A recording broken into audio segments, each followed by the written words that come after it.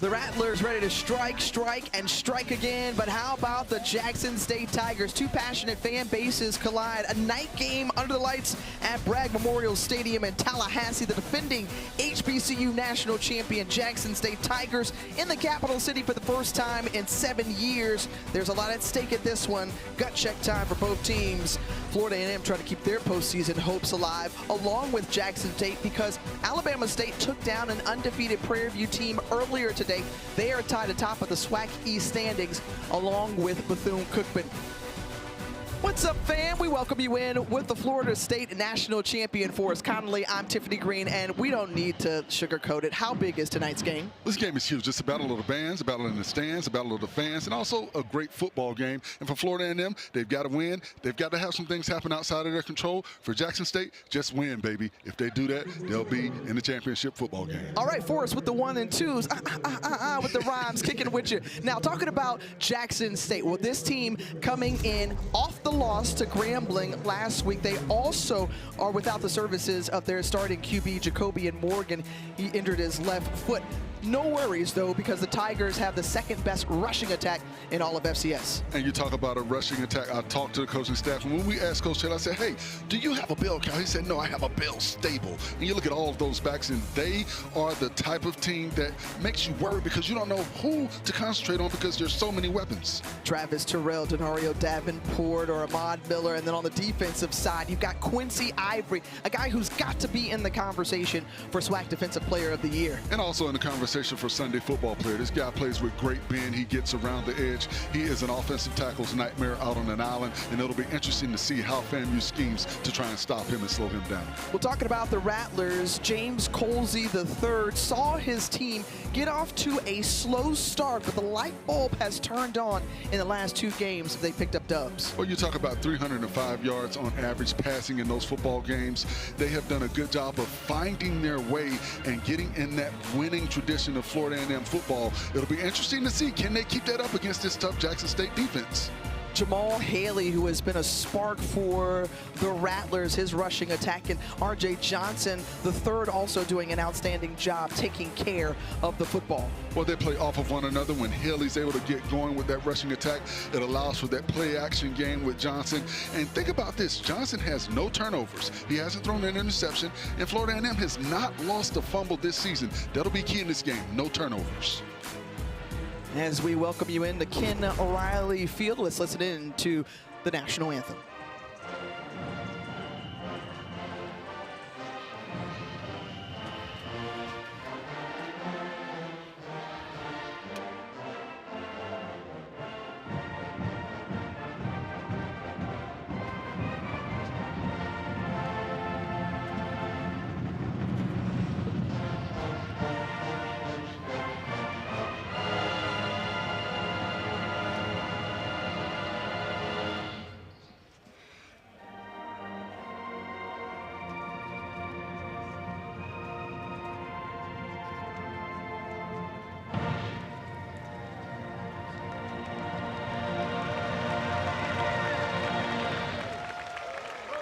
Under the direction of Dr. Shelby Chipman, the Marching 100, along with several high school bands delivering the national anthem here, and what is an outstanding night for football. Fall weather, 63 degrees, clear skies, as Jackson State runs onto the field.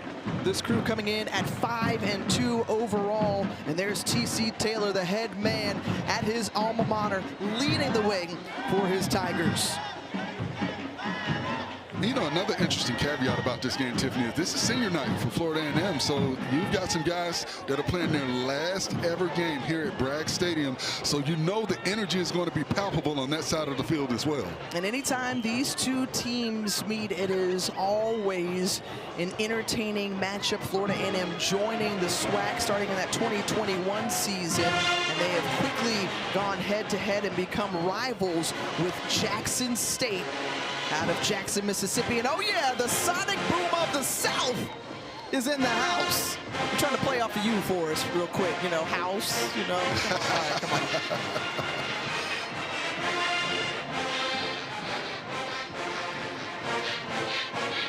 When you look over just what this rivalry has developed into over the years. You know, Jackson State or Florida A&M, the winner of this game has gone on to win the SWAC championship since 2021. And they both find themselves controlling their own destiny. Florida A&M needing a little bit more help as the lights go out here at Bragg Memorial Stadium. You have to think as well, the last two national champions, black college national champions, have come from this football game. The series history between the two, Jackson State leads it overall. Their last meeting, Jackson State won at the Vet. And they also won the last time they were here in Tallahassee back in 2018. And don't you just love it, Forrest, this long, dramatic run out and roll out for senior day here at Florida A&M University, and understanding how important tonight's game is. This is the last home game, playing 7 straight since October 18th. This is game 3 of that stretch. James Colsey III talking about, hey, we've got to make sure we button up, protect home before we hit the road. And you know what it also does? It bothers Jackson State. They're already out on the field. It's kind of irritating to them, and you want to do that. You want to get in their heads. You want them to think about anything about this football game. You want them to be frustrated. So I love what they're doing right now to the opposing team. Now, we were set for a 7:02 kick for us. Instead,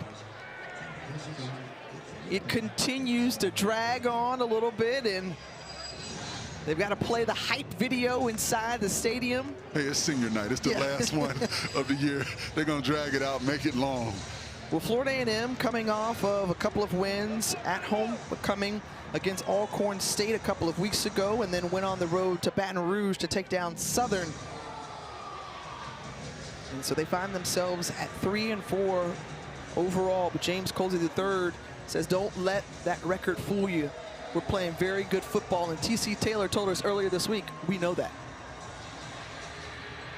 And that's the thing. When you look at Jackson State, I think the one detriment that they have coming into this game is the back end of their defense, and that's where Florida A&M excels in the passing game. The last 2 games, we said it earlier, they're averaging 305 yards passing. If they can block those front 4 and control the line of scrimmage with their offensive line, I think they'll have some opportunities with that pass game on the outside and getting vertical against this Jackson State defense. And here they come, the Rattlers of Florida A&M. The fireworks inside the stadium, leaving orange and green into the air.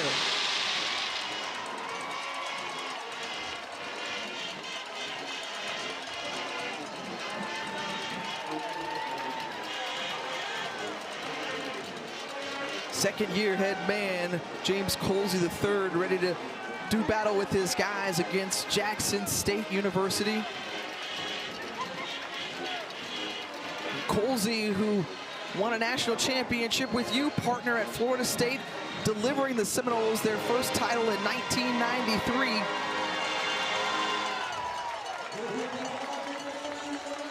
And now he's looking to deliver some more success here for Florida A&M, part of that 2023 Celebration Bowl national championship staff under then head coach Willie Simmons.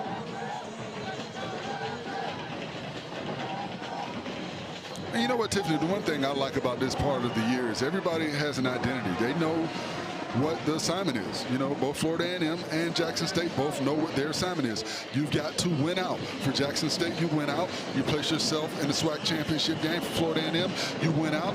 And something happens on the other side with Alabama State. If they're able to lose another game, you put yourselves in a position to play for a conference championship. So I love this part of it because, hey, there are no excuses. There's no, okay, well, maybe we can get it done next week. You got to get it done now. And the captains meet at midfield for the coin toss.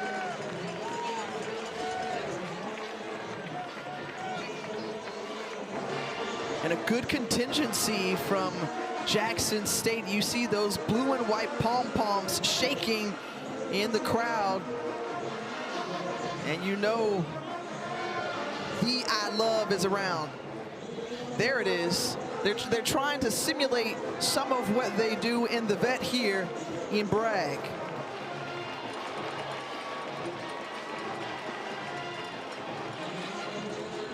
In this conference, known for their great fan base, Jackson State travels very well as the Southwestern Athletic Conference leading all conferences in FCS in attendance year in and year out. Preston Clipper standing on the Rattler head. He's our head referee for today for this SWAC officiating crew.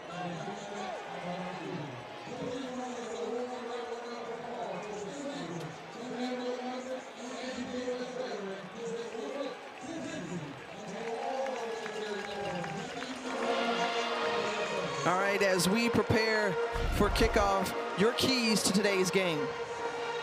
Well, for Florida A&M, you've got to confuse the young quarterback, lead on your run game, ride momentum and control the clock. And for Jackson State, you've got to win the line of scrimmage, and you've got to lean on that run game as well and be a disciplined football team. Jackson State comes into this game averaging over 87 yards and penalties per game. That leads the FCS. They've got to do a better job. They've got to play, disciplined football. If they give up those penalties, that allows to keep FAMU in the game. FAMU wants to control the clock, keep that powerful Jackson State offense off of the field. So they want to get that run game going. They want to get that pass game going. But for Jackson State, we know their identity is hitting you in the mouth, playing square chin football. They've got a young quarterback. You don't want to put too much on him. So if that run game can get going, now you allow him to be comfortable and allow him to continue to develop. Now, I am excited about the young man because he's 6'5". He's got a rocket for an arm, and they seem really, really confident in his ability. And they talked about trying to hide him with that red shirt, but they're not going to be able to now. And I think we're going to see something exciting from that young man this evening. Well, Jackson State won the toss. They elect to defer, so Florida A&M will receive the kickoff first. Going left to right on your screen, Jamal Haley stands back and awaits the kick from Simon Naylor, the freshman out of Madison, Mississippi. And here we go. Snap fumbled, picked up by the Rattlers, but it is down where it was bobbled and dropped at the 10. So Florida A&M, that's where they will start their opening possession on their own 10-yard line. And R.J. Johnson III, the redshirt sophomore out of Atlanta, Georgia, getting his first season to start in college football. And when we talked with James Colsey III, he really liked the development of this young man and the way that he has grown. And you pointed out earlier for us about the way he's taken care of the football. And he's becoming more and more consistent with the repetitions that he gets. And that'll be key for this ball club, his consistency. Three wide receivers to the bottom of your screen. The handoff initially, and trying to run through some traffic. And that's Thad Franklin Jr. Glad to have the services of Franklin back. He got banged up last week in that game against Southern. And the big key for Florida A&M on the front is going to be can they control Jeremiah Williams, number 0. He is kind of the bell cow of that defensive line. He's the one that clogs everything up, occupies space, occupies linemen, and allows those linebackers to flow downhill.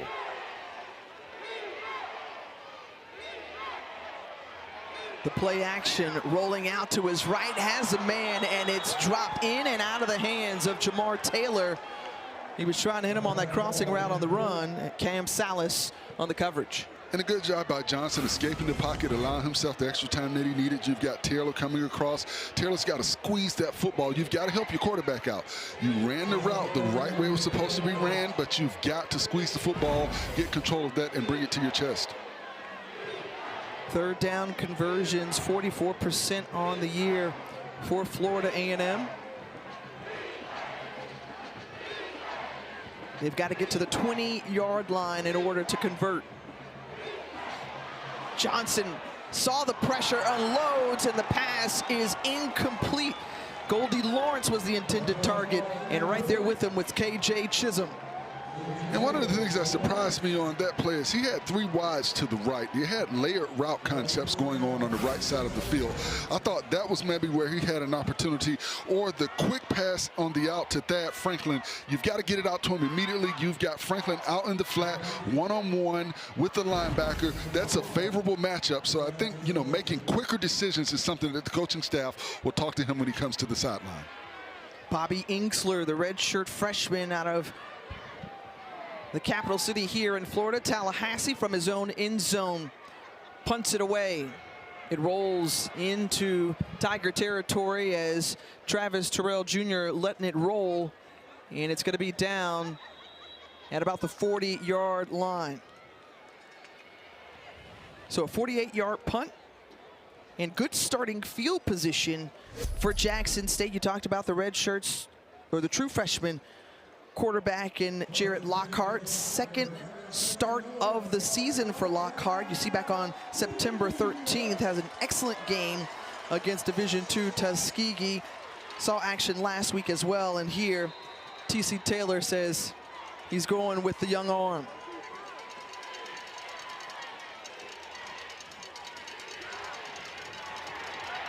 On the carry, Ahmad Miller trying to get to the outside, tackled and brought down by the Rattlers.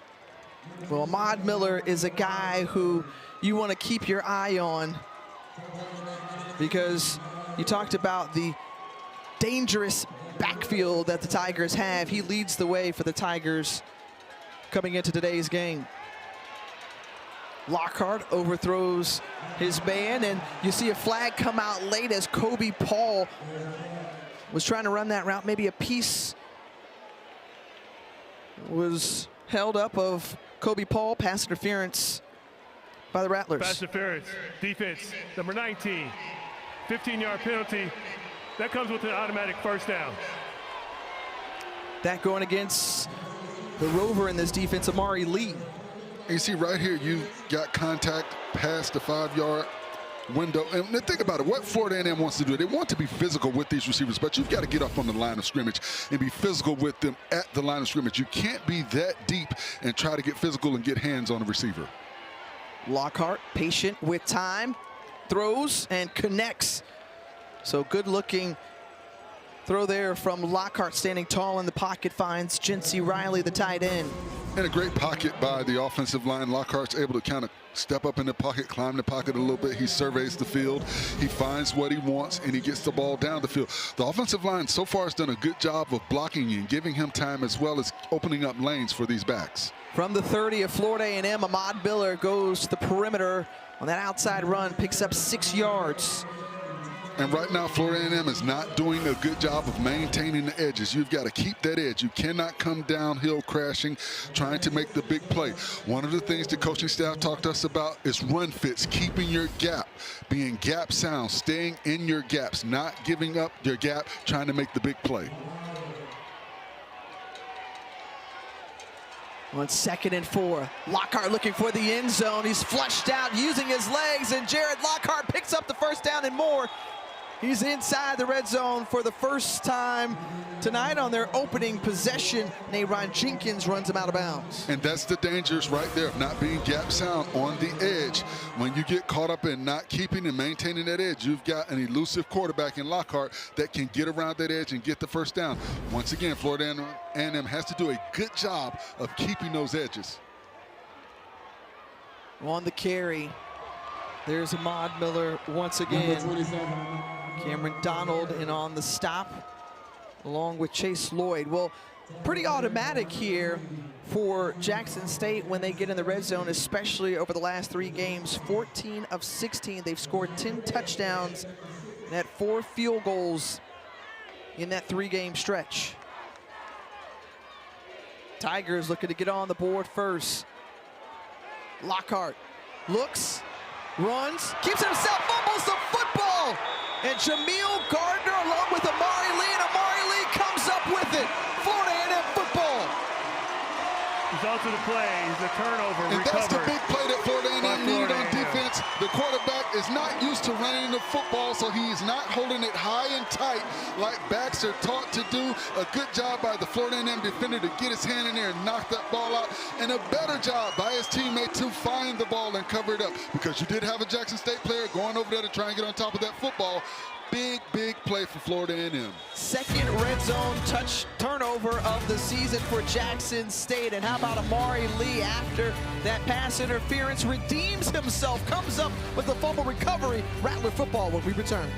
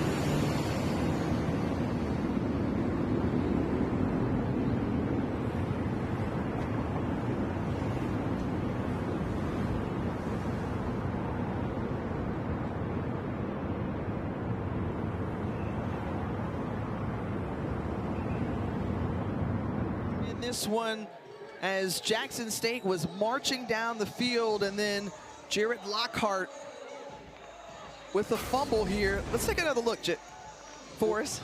Well, watch out. Lockhart gets in the open field, but you see him holding the ball out like a loaf of bread, and Nayron Jenkins does a good job of punching the ball out exactly how linebackers are taught. Once again, when you're a quarterback, you're not used to running the football in traffic. You have to keep that ball high and tight, especially when you're that close, because you got defenders coming from all parts of the field. And a good job right there by Nayron Jenkins to knock it out, and a better job by Amari Lee to make up for that pass interference by covering up that football and giving the ball back to his offense. Now, if you are on the Jackson State sideline, what do you say to Jared Lockhart? High and tight. Remember, you are our starting quarterback now. You cannot, this is not high school anymore. False start, offense, number 54 and number 89. Half the distance to the goal, first down. You have to remember, this is a true freshman. you know, and you know he's in a big-time football game here. But right there, you cannot have that. You know, you've got two linemen, you know, lineman and a tight end. You know the snap count, so you should not be jumping off sides, especially with the ball as close to the goal line as it is. But back to that, I'm just telling my quarterback, hey, it happened. You can't worry about it. You can't do anything about it, but get better and learn from it. Meanwhile, R.J. Johnson III, who's standing in his own end zone in the A of Florida Agricultural and Mechanical University, and that is just a sneak out, just an inch of breath on the run there. And Tiffany, this is where you need to go to old school football and get under center. You know, I talked earlier about Jeremiah Williams and his ability to disrupt, and you see right there, he's disrupting, getting in the backfield. You've got to get under center. You've got to get a quarterback sneak. I don't like the shotgun. I don't like having my back offset. You're 5 yards deep into the end zone right now, allowing them to possibly get pushed up the field. And R.J. Johnson keeps it himself, and again, not much room to run. Stood up by and met by Reed Pulliam and a few other white jerseys. 3rd down here. Ball spotted at the 1-yard line of Florida A&M. And now your focus is getting room for your punter at this point because you have not gotten any yards on your first 2 plays. I don't like trying to stretch it when you got everybody up in the box close to the line of scrimmage. Once again, this defense is too fast, too aggressive, too upfield to try and stretch it when you're that close to your own end zone.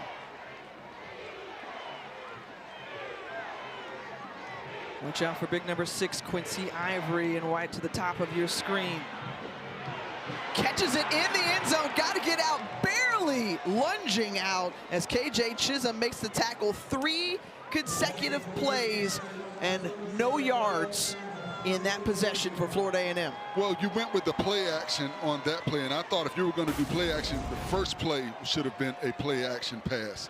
This play right here, it's very obvious that it's going to be play action. You see everyone coming up. Everybody's inside the box. So this is a dangerous play once again because you're going with the bubble screen. You've got the receiver kind of looping back in to get that football. He's got to make sure he's got possession and then make sure he's out of the end zone.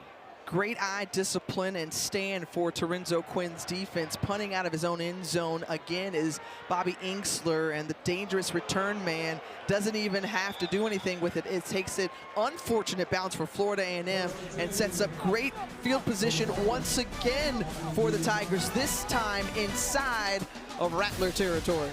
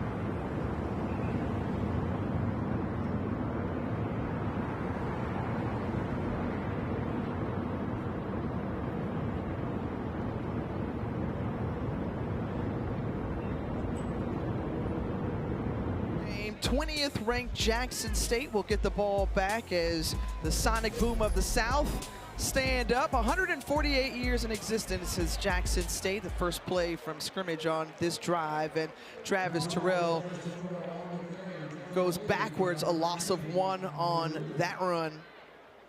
but out of the capital city of Jackson, Mississippi. Better than 6,300 students, 4 Pro Football Hall of Famers, and obviously you know the names very well. Sweetness was one of them, as Jarrett Lockhart stays alive, keeps his eyes down the field, and pass complete to Kobe Paul.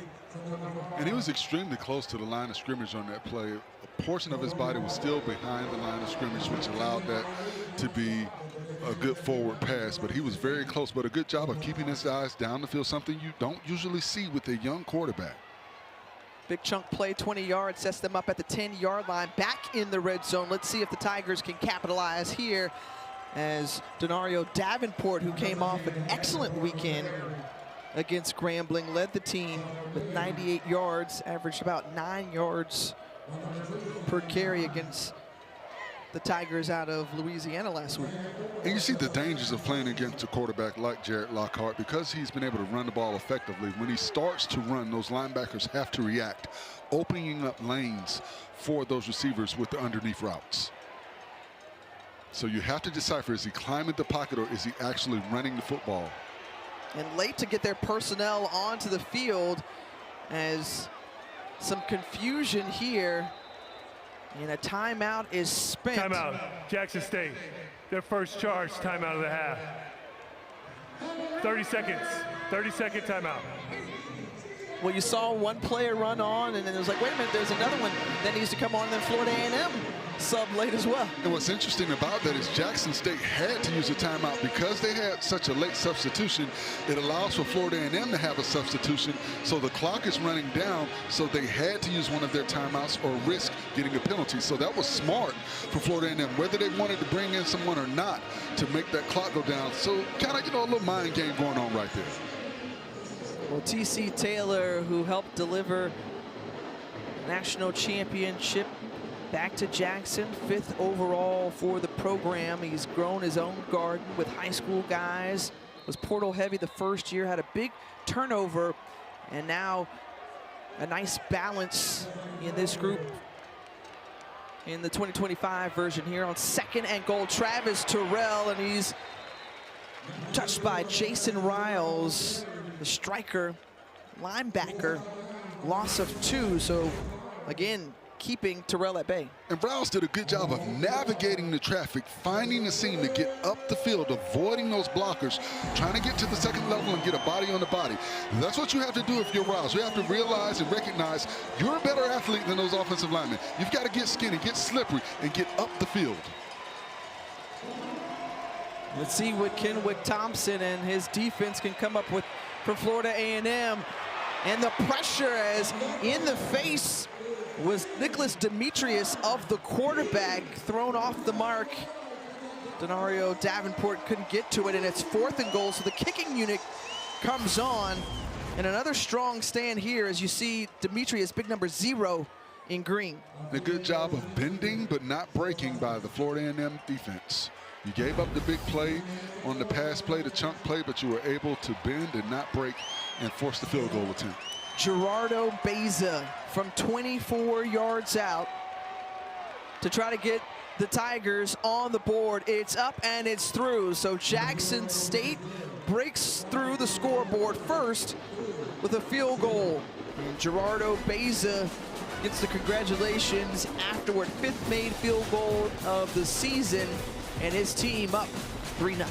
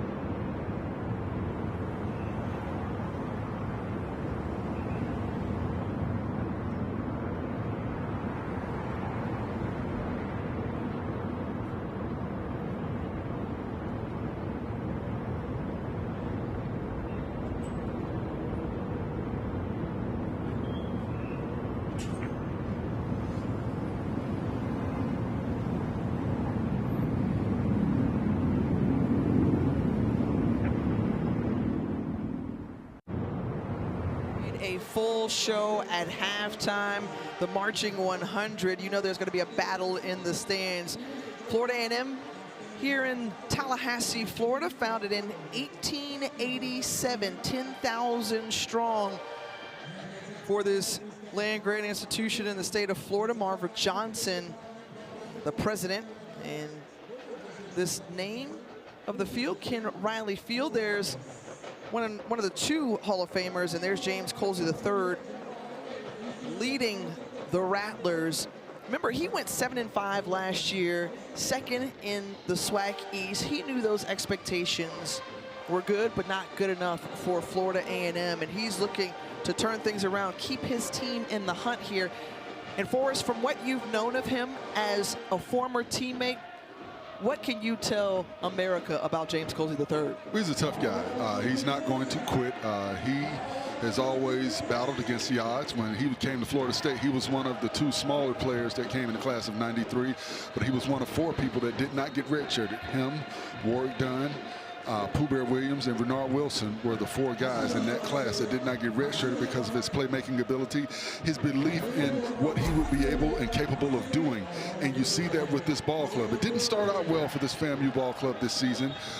They were behind the 8 ball, but the last 2 games they've gotten back on track, starting with that big homecoming win, the big win last week, the comeback win, 21 points in the 4th quarter. So they believe that they have everything that they need to be successful, but they've got to continue to keep pushing. I like what I saw from the defense. They bend but not break on that last series and not giving up but 3 points when they were in the shadow of their own end zone. So let's see if they can continue to follow his lead and, you know, try and get a win this evening. They'll start this drive from their own 25-yard line. R.J. Johnson III hands it off to Thad Franklin. A piece of that face mask along that run, and a flag comes out to confirm it.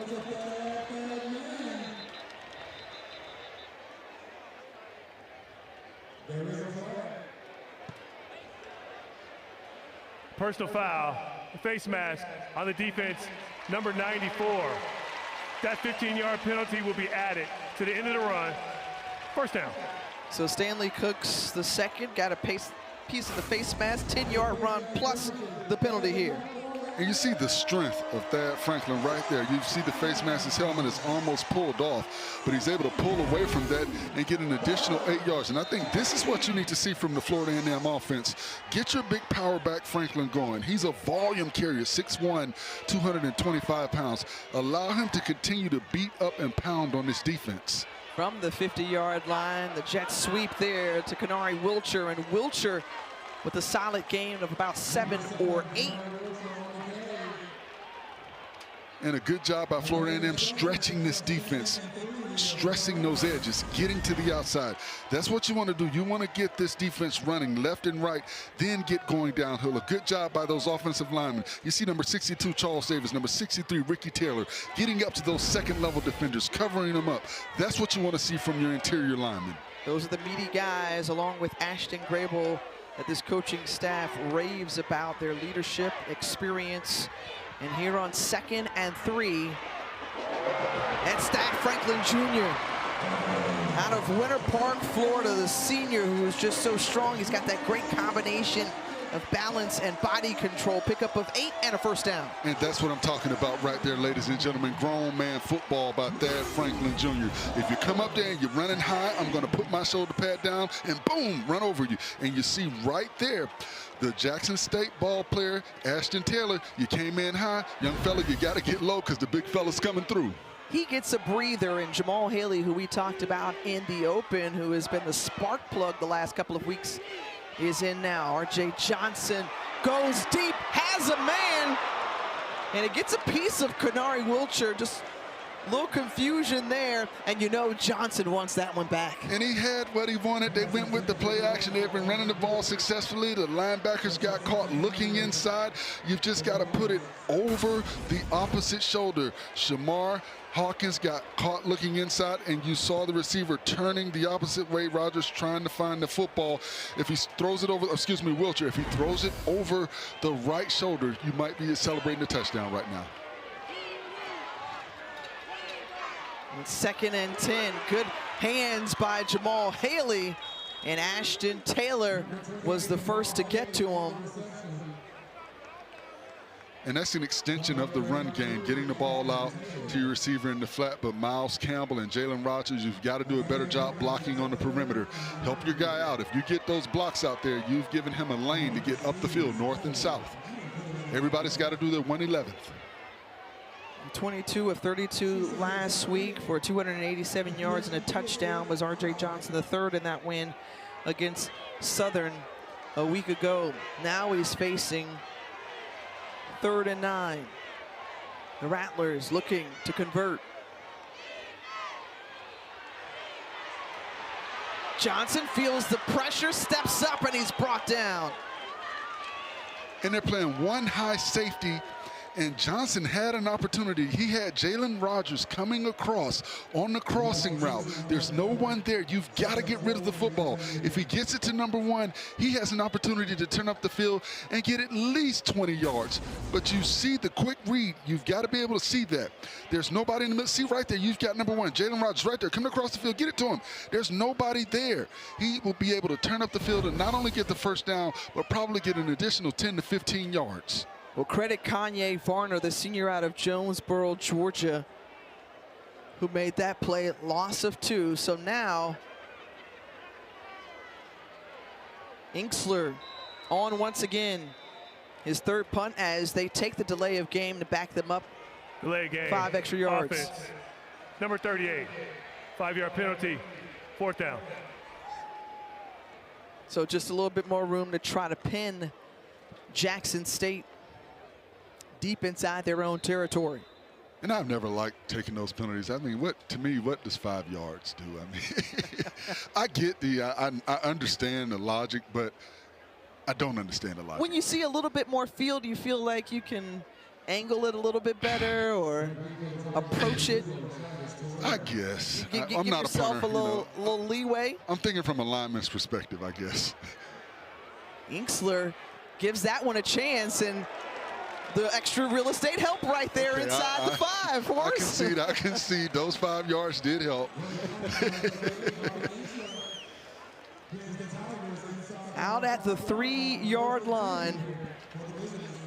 So successful for James Colsey III and his special teams unit as Bobby Inksler does his job. And a good job of flipping the field. Ball is out on the, look like the 3.5-yard line. Now, defensively, they have to be careful. You want to keep everything in front of you. Everybody's going to be close inside the box. So if a runner is able to get to the second level, there's not going to be defenders there. The rush by Ahmad Miller, and Miller gets out to the 10-yard line after a gain of 7. And you see Jackson State going with tempo. They're lining up on the football. They don't want to allow Florida A&M to get any substitutions in the game. Once again, they've got to be careful with their defense. You've got a lot of people down in the box. Riley goes in motion.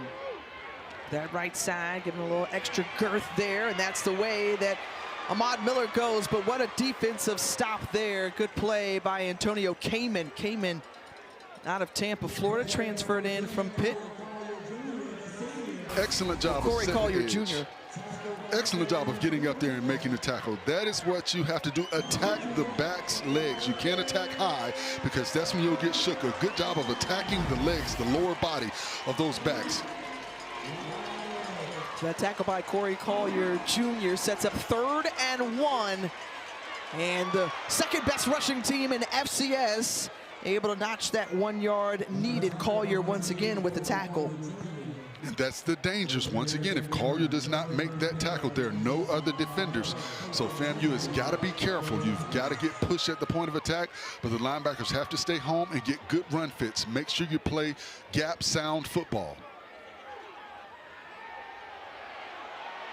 Lockhart stepping up. The defender falls down, has a man wide open, and just overthrows Janalen Dupree. That had 6 written all over it. He got behind the defender. He was there for the taking. And that's the second time we've seen Jared Lockhart miss on one of those deep throws. And they've got the matchup that they want. Dupree on Collier. Collier, the rover back, is not who you want if you're Florida A&M covering one of their speed vertical receivers. Lockhart, play action. Quick, Nate Rimbert. And Rimbert with his first reception of the game, brought down by Jalik Thomas. So it's going to bring up third and short. I'm going to say about 4 yards. They got to get to the 30-yard line. Under a minute and a half to go in this opening quarter. These teams control their own destiny, especially for Jackson State, wanting to stay in the hunt in the SWAC East. And they hand it off, and there's Denario Davenport, got plenty of blocking and more. He's dragging Nayron Jenkins with them into Rattler territory, and what an impressive run by Denario Davenport, but give it up for that O-line as well. And I want you to watch number 56 on this play, Brian Williams, big fella, the left guard. That's what you're looking for. You want to see your big guy get up front, knock some people around, get your big body out there, be a shield for your back. That's what I love to see when I see my big lineman getting down the field, leading the way. Yeah, you were a lineman yourself, so you love to see the dudes up front. They give it to number 10 in white, Davenport, once again after that big 33-yard run. And this is kind of what we expected to see from Jackson State. Them being able to control the line of scrimmage, run the football well. One of the more interesting comments from Coach Taylor, when I asked him, I said, Coach, you know, is there a player or players that present the challenge to you where you feel like you got to get a hat on a hat because of their ability to disrupt what you want to do offensively? And he said no. He said there's nobody on the FAMU defense that scares them from an offensive perspective. And, you know, in my 14 years of calling football games, I've never had a coach say that. So the confidence that he has in this offensive line and this football team to run the football, you see it oozing out of him when you talk to him. And you see it oozing out of this team as they continue to get that run game going. Well, a battle here in Tallahassee. The 20th ranked Jackson State Tigers put up a field goal in this one. That's where we find ourselves, a 3-0 ball game from Bragg Memorial Stadium. A SWAC East showdown between a couple of blue bloods. We're done after one. Let's see how it happens in the second quarter.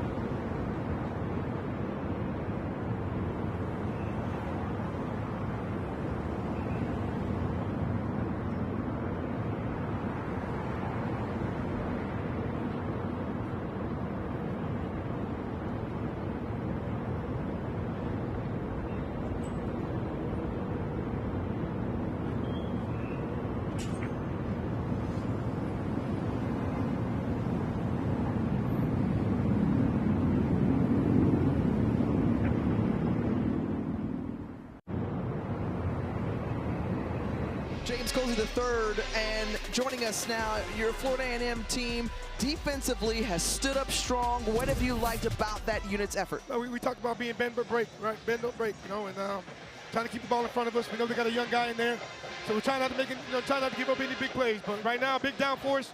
Third down's kind of been an issue for us all season, so we'll see what we can do here. Well, Coach, Thad Franklin got going on that last drive with some power runs. Is that something you look to do with him moving forward, getting him the ball more and getting him some more volume carries? Well, regardless of what quarterback's playing for them, man, we got to be able to run the ball to keep this offense, on the sideline. So, we had an opportunity right there. I thought if we would have got a few more yards on that third down play, I would have tried to kick a field goal, but I thought that this was too long.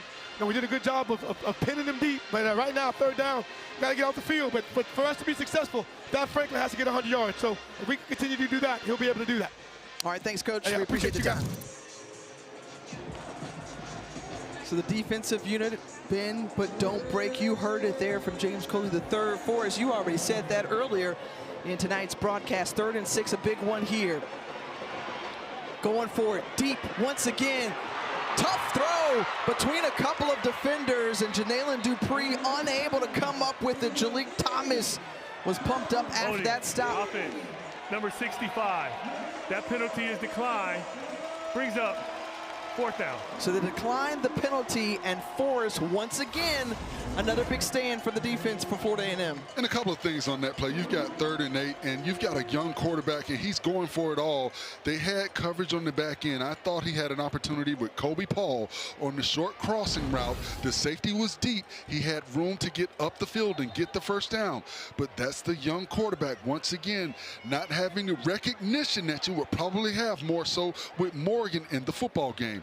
So Florida A&M is continuing to take advantage of that. What they have to be careful of is if the young man starts to read these defenses and take what the defense is giving him, he's got some opportunities for some big plays. But I thought he missed one right there again with Kobe Paul on the short crossing route. Donovan Warren, first punt of the night for Jackson State. Fair caught inside the 10 by Jalen Rogers. We talked about Jacobian Morgan, the starting QB for Jackson State, out for tonight's game after being injured in the first quarter of Grambling State last week. So now they rely on the freshman to get it done. And let's go back to that big classic in Vegas. For the first time, it was the Tigers of Jackson State going against Grambling State. And you see there after that throw, Morgan comes up hobbling, goes into the tent, and then is in street clothes the remainder of the way on crutches and a boot on that left foot. Now that's a guy who's got more than 5,000 career passing yards, the SWAC preseason player of the year. He did travel with the team, so he is looking on.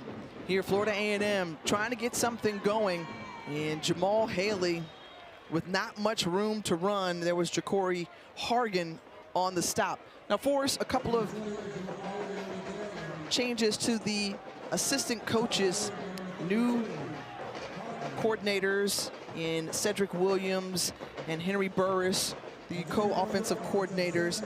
25 yards gained in that first quarter. What do they need to do to shift things around? They need to figure out what their identity is.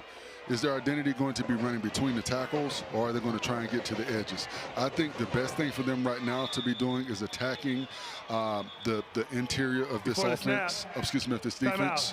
Jackson State. We know that Jeremiah Williams, number 0, is their bell cow on the defensive line, but I think you've got to tandem block him with your guard and your center and try and climb up to those second-level defenders. All right, full timeout, second of the half taken by Jackson State. We'll step aside here as well from Tallahassee.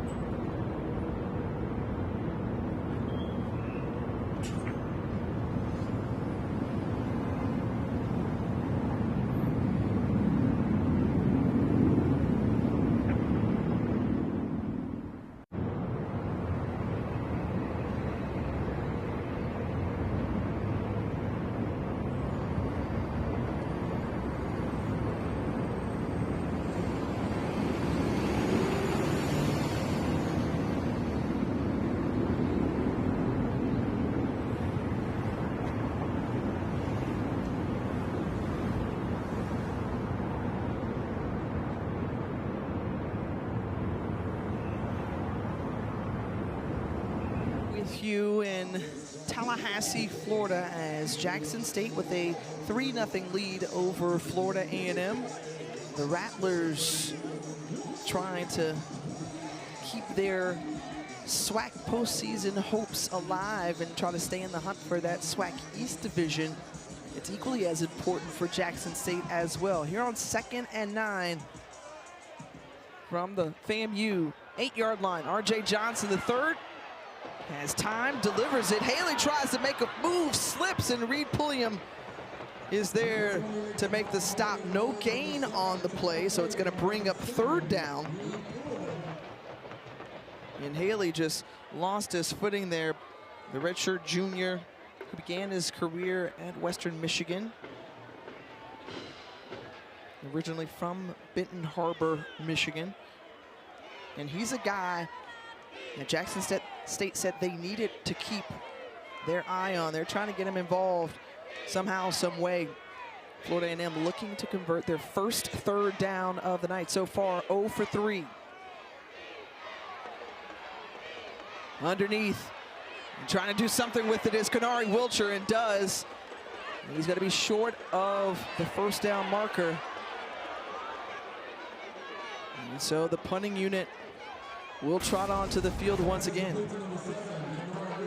And that was a great effort by Wilcher right there. If he's able to keep his feet, I think he has enough space in front of him to possibly be able to get that 1st down. He had Jamar Taylor, number 13, out there blocking on the perimeter, and that would have been the block that he needed to get past the sticks to extend that drive. Well, Bobby Inksler, who has been busy tonight, 4th punt, 3rd from his end zone so far in this game, and giving Travis Terrell plenty to try to chase down. He bobbles it. It goes out of bounds, and Rattlers can't get to it in time. Very fortunate for Jackson State. And what's interesting is he bobbled the punt, but he didn't go after it. He was real sure that that punt was going to go out of bounds. I would have been a little bit more aggressive in going after that football. Maybe he feels like it didn't touch him, but I still would have been a little bit more aggressive as opposed to watching that ball.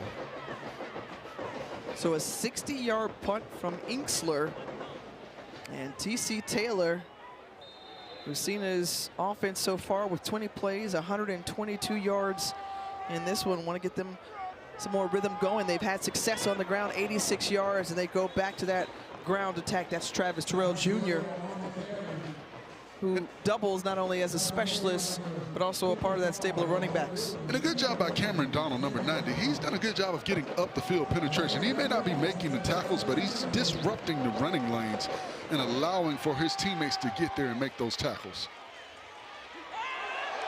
Right there to stick Jared Lockhart. And there's number 55, Amari Williams, who was there, and coming to clean things up along the way was Amari Lee.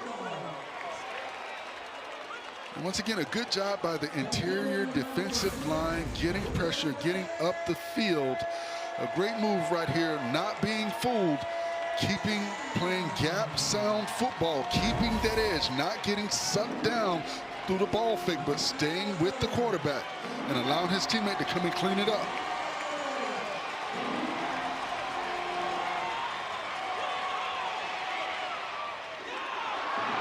Ricochets, nearly intercepted. That went through a couple of iterations, through the hands of the receiver, deflected off of a defender, and almost brought in by the Rattlers. And right now, defensive coordinator Kenwick Thompson has to be thrilled with the way his defense is playing. Well, they are getting in the young quarterback's head, and they're doing a good job of showing him something pre-snap, but shifting into something else post-snap. That's what you want to do with a young quarterback. You want to make him think, start to affect him, and they're doing a good job of affecting him and having defensive players where he does not think they're going to be. Second straight punt for Jackson State. And just letting that one roll out is Jalen Rogers. So a tight ball game here as Jackson State leads by a field goal here with 11:06 remaining in the second quarter.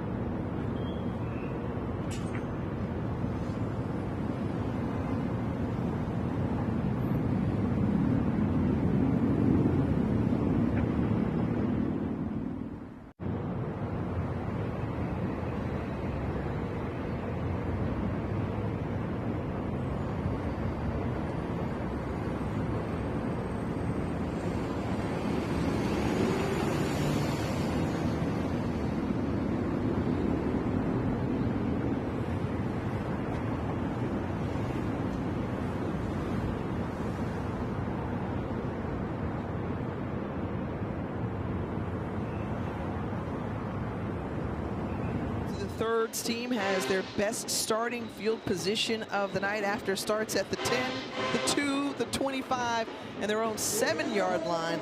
Finally, they get a ball placed at the 35-yard line. So can they take advantage of this? And you know what, Forrest, before you answer this question, we talked about the bands. Let's listen in for a second.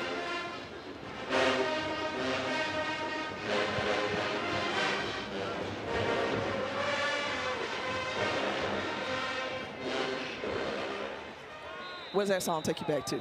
I can't remember, but I like Doing it. the... You're doing the EU school days. Yes, sir. See, I don't get that over there with the Marching Chiefs, so I have to enjoy it when I get it. The handoff to Thad Franklin Jr. and a gain of about 2 on the play. But let me go back to that question of how they can take advantage of their best starting field possession of the night. Well, I think you've got to do the unexpected. When they expect you to run the ball, you've got to try and get the ball over the top. When they expect you to throw the ball, you've got to run the ball. One of the things that you do against an aggressive up-the-field defense is get the screen game going. We haven't seen a screen pass this afternoon. You know, you've got some steady backs, some guys, if they get the ball in the open field, they can make plays for you. Help your quarterback out a little bit. You know, I think you've got to make the game easier for him.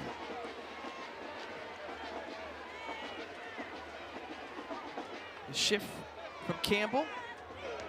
On the snap, R.J. Johnson steps up, has plenty of room up the middle and wisely slides, and R.J. Johnson took what the defense gave him and made good. Great read. What Johnson saw is they were in man coverage. Everybody had their backs to him.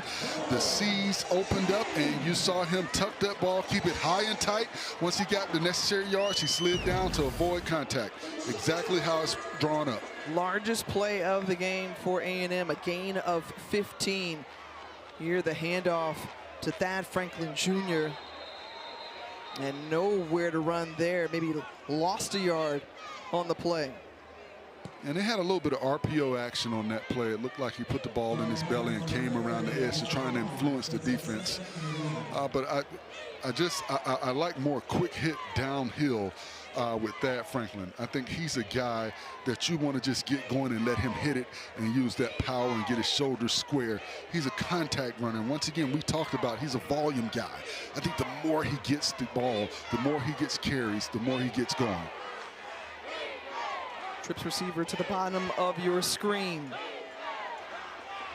Johnson looking that way, tries to target Goldie Lawrence. It's incomplete. And I was going to say that's a name we haven't called much. He had 4 catches for 95 yards last week. They need to get him in the rotation. And there was a missed opportunity by Johnson on that play. Thad Franklin was wide open.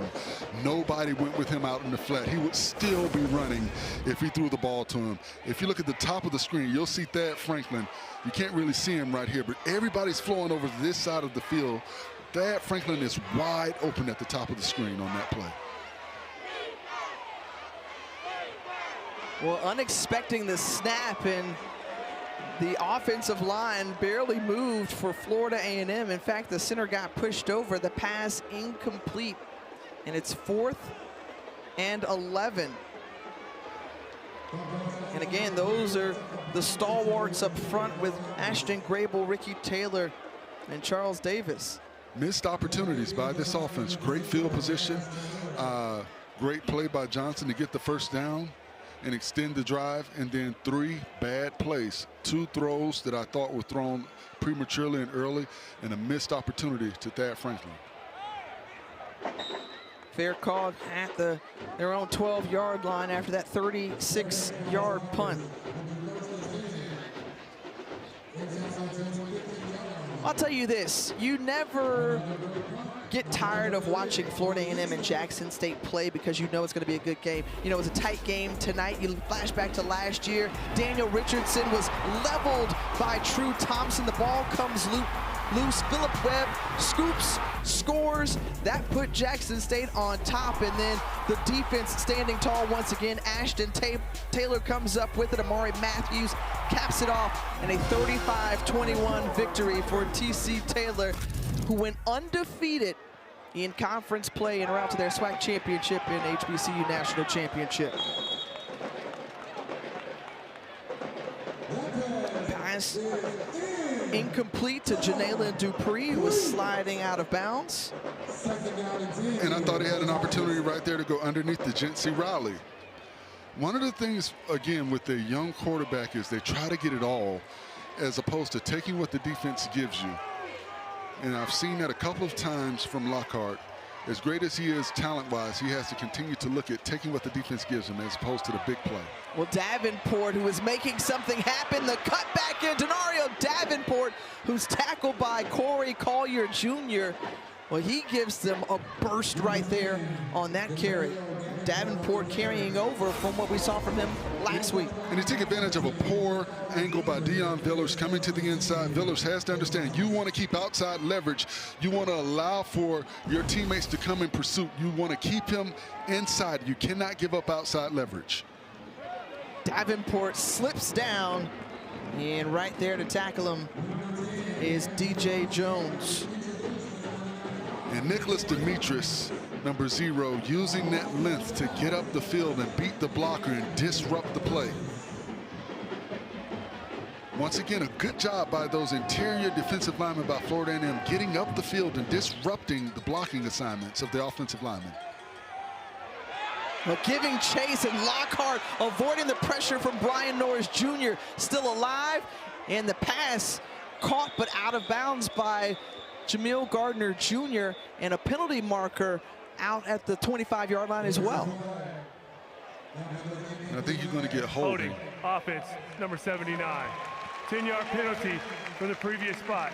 Second down. And what happened on that play, the offensive tackle, he's giving up that outside shoulder. You've got to keep your shoulder square to the line of scrimmage. What he's doing, the right tackle, is when he kicks back on that first kick step, watch the outside shoulder. Once he opens up that outside shoulder, see right there, he's reaching. Once you open up that outside shoulder, you give up a short edge, a short corner for that defensive end to get around the edge. So you've got to keep those shoulders square, get 3 kick steps back. At that point, you're at the quarterback's level. You can turn and run and pass the quarterback.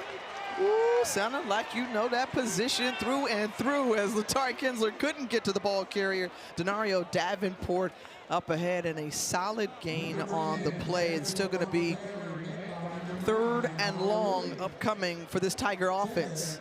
And if you're Florida A&M, keep everything in front of you. If you give up the catch, give it up in front of the sticks. Make the tackle. Do not allow these receivers to climb up on you and get on top of you.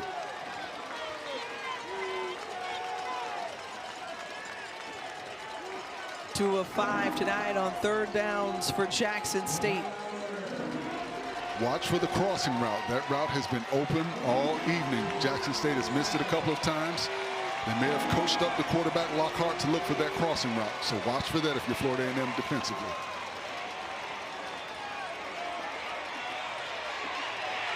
Lockhart with plenty of time, dancing feet. Tries to get it, run out of bounds. And the tackle made on the Florida A&M sideline. And the coaching staff, including James Colsey III, giving a slap on the helmet to Lockhart after that effort. Excellent job by the defensive front, getting immediate pressure on Lockhart. Once he sets his feet, he's got pressure in his face from the outside. He's got pressure, not allowing him to step up in the pocket. The only danger there was they lost contain on the left side of that defensive line, but there was too much area for him to get to try and get the first down. But a good job by that defensive line getting immediate pressure. Back-to-back punts for the Tigers. Fielded well from Jalen Rogers, and Rogers sets up Florida A&M at the 49-yard line. And so the Rattlers still searching for their first points of the night. Can they get on the board for this drive? Find out when we come back.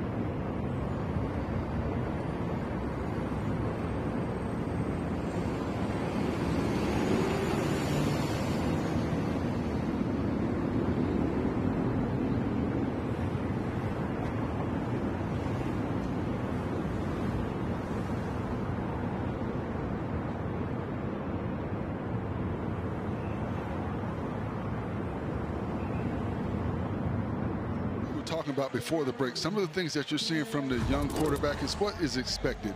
He's getting excited and overthrowing some passes that should be simple.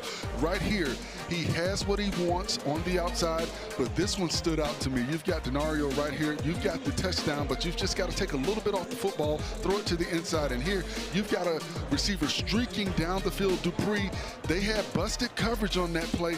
Just take a little bit off the football, but the young guy's excited. He sees a big play, a big opportunity in a big game, and he put just a little bit too much on that football. He'll get it together, but he's got some opportunities he has to take advantage of. Well, Forrest, you've got a true freshman in his second collegiate start, and then you've got R.J. Johnson, who is 7 games deep into the season, getting a start again tonight, who has been tabbed as the guy. But this is his first year of starting college football. He was at Toledo last year, but did not play. And he was here in camp with James Colsey III and staff. They liked what he did. He was here the entire time because there was a QB competition with he and Jet Petty. Petty, who did get one start against North Carolina Central, and then they went back to R.J. Johnson. So they feel like he is the guy. He's just got to get more and more in tune with this offense here tonight. 2nd and 11. Johnson stands tall in the pocket, and you see he took a shot there when he threw it, and then some extracurricular between Jackson State and Florida A&M. A flag was already out, as they may have been hands to the face. And that's expected. You're down in the trenches, you're hand fighting, you're getting physical, and the physicality of the football game, especially against a defense like this that's going to get up the field and challenge you, I expect that. Personal foul, roughing the passer with targeting, number 18 on the defense. That play will be reviewed. Okay, so that one called against Kanye Varner. I did see him put his, felt like he got a piece of the helmet. I thought it was more hands to the face. Let's take another look here as Johnson was about to deliver the football.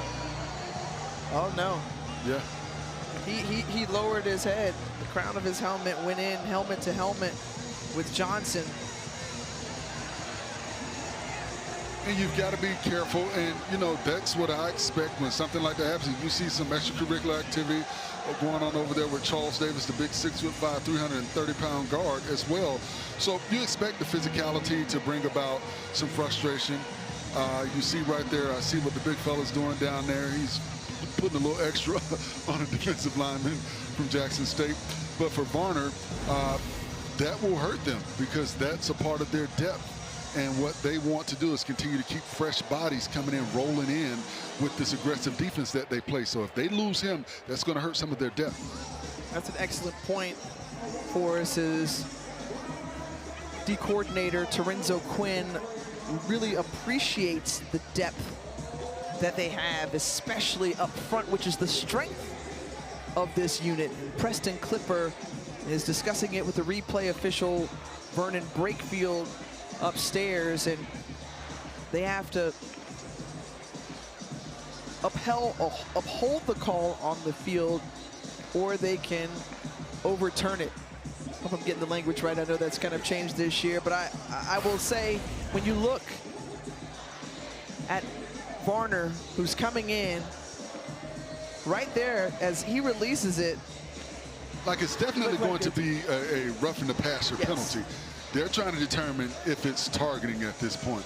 And it's kind of questionable. I think the fact that he put his helmet down and the crown of his helmet hit the face mask of the quarterback, that's the question right there. Does that constitute this being targeted? Well, yeah, because you have to see if it hits the head or neck area. He lowered the crown. He did lead with his hands, but his head, but the crown of his helmet did make contact with the face mask, yes. Seems to be a little bit of concern over there on Coach Taylor's face, too. And I've got to also ask, just, you know, we talked about these 7 o'clock starts. Jackson State, who came into town yesterday, they are staying in Panama City, which was like 2 hours outside of Tallahassee. It's a night game, so keeping your guys locked in and engaged on both sides is already a challenge. Is the night game factor playing After further review into this? We do not have targeting on the play. However, do have roughing the passer, 15-yard penalty, automatic first down. I used to hate night games because you're sitting around all day, and especially with a big game like this, you want to get up and get going.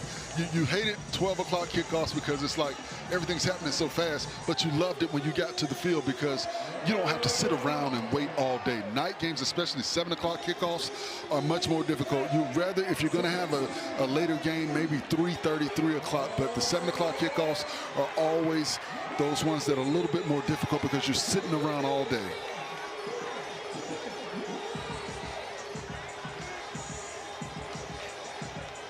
After the roughing the passer penalty, 1st and 10. Florida A&M in Tiger territory. Just over 5 minutes to go in the first half.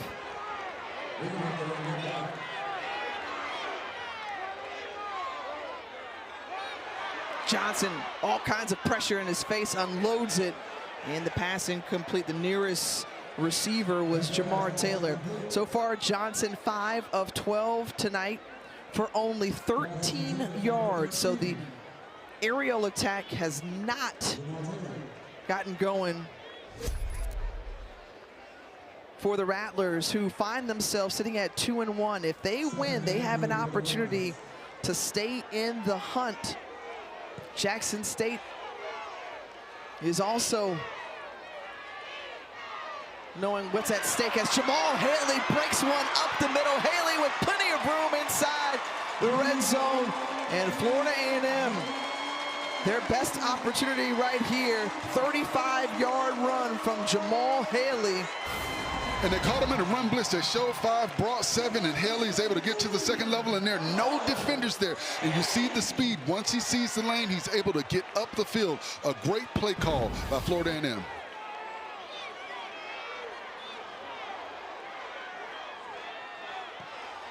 The jet sweep to Goldie Lawrence, trying to get some blocking.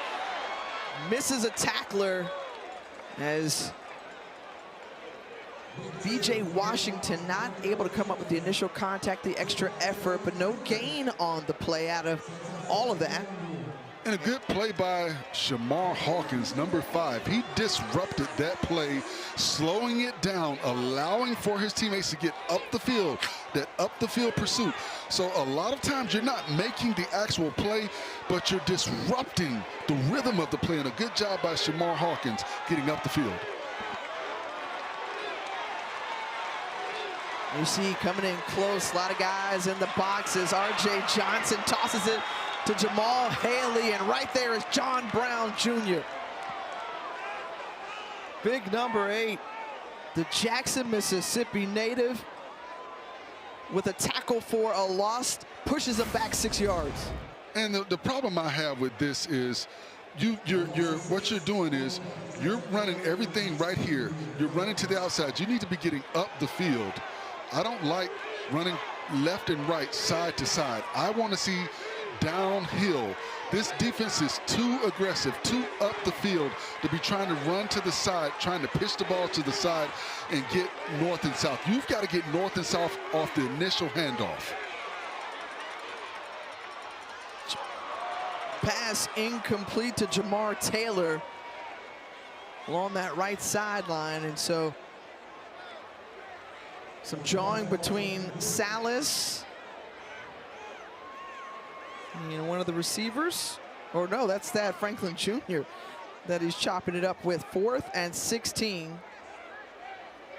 And the kicker, Daniel Porto, comes on to attempt it from 38 yards out.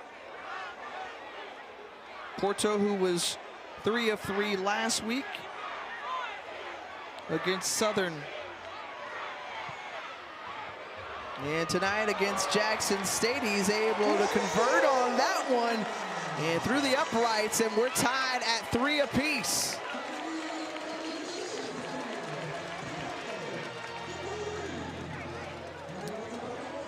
And the type of ball game and atmosphere that you would expect between these two teams, you mentioned, Forrest, the last 2 HBCU national champions playing tonight. This has been a back and forth affair with no points really scored except for 3-piece. And I just think that Florida A&M squandered an opportunity right there. You get the big run from Haley, and then you start the next 2 plays, you try to stretch the field east and west. The big runs because you hit it going north and south. So you try with the jet sweep action, then you try with the pitch to the outside. I think you keep going downhill. This is an aggressive up the field defense. The reason Haley hit that was because they caught them in a run blitz, and when he got to the second level, there are no defenders there.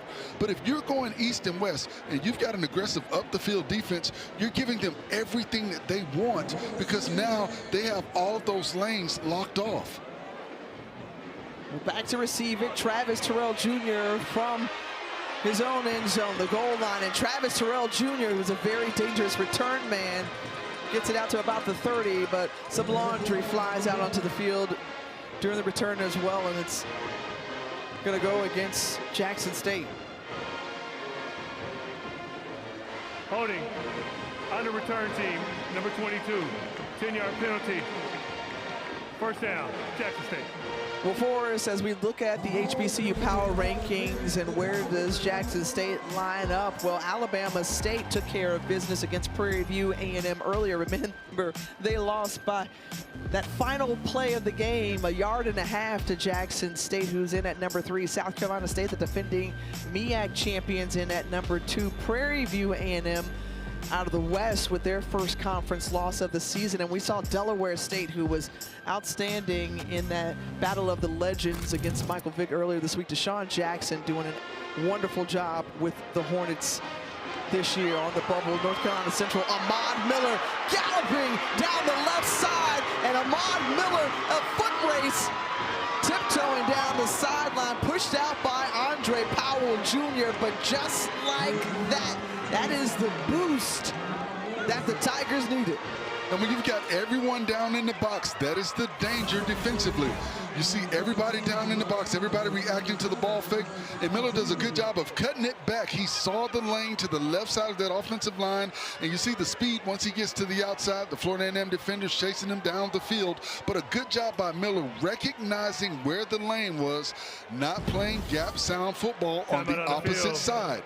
2 minutes.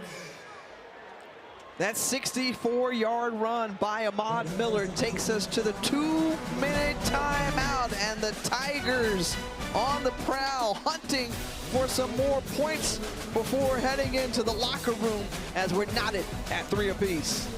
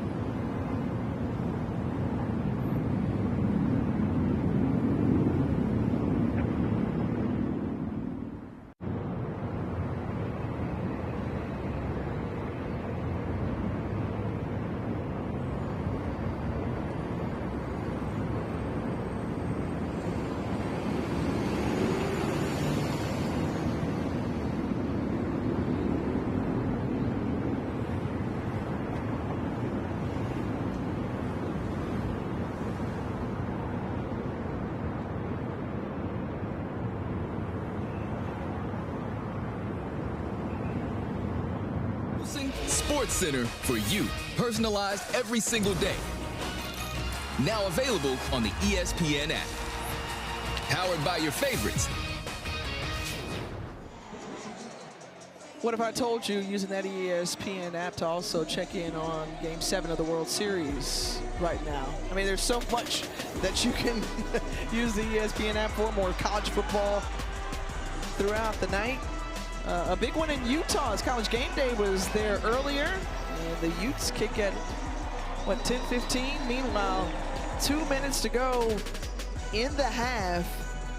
And Ahmad Miller, who has outgained the entire Florida A&M offense on that 64-yard run that sets them up inside the Rattlers' red zone back here at Bragg. The handoff to Miller again. This time he's plugged up Cameron Donald. You talked about that interior line of Florida A&M, and they're pushing it back. And nobody has blocked Cameron Donald all evening. He's been penetrating, doing a good job. You see him split those offensive linemen. That just cannot happen if you're an offensive line. And you see those guys fussing at each other. Number 62 and number 74, DeAndre Towns-Blue and Almetra Smith Jr., they know that they cannot allow that to happen. Into the hands of Janalen Dupree, a speedster on the perimeter. And he's popped out of bounds by Chase Lloyd. And so that's gonna bring up third down. And how big would this be for Florida A&M after giving up a 64-yard run if they can stop and hold them to a field goal attempt? Something Coach Colsey talked to us about, bending but not breaking.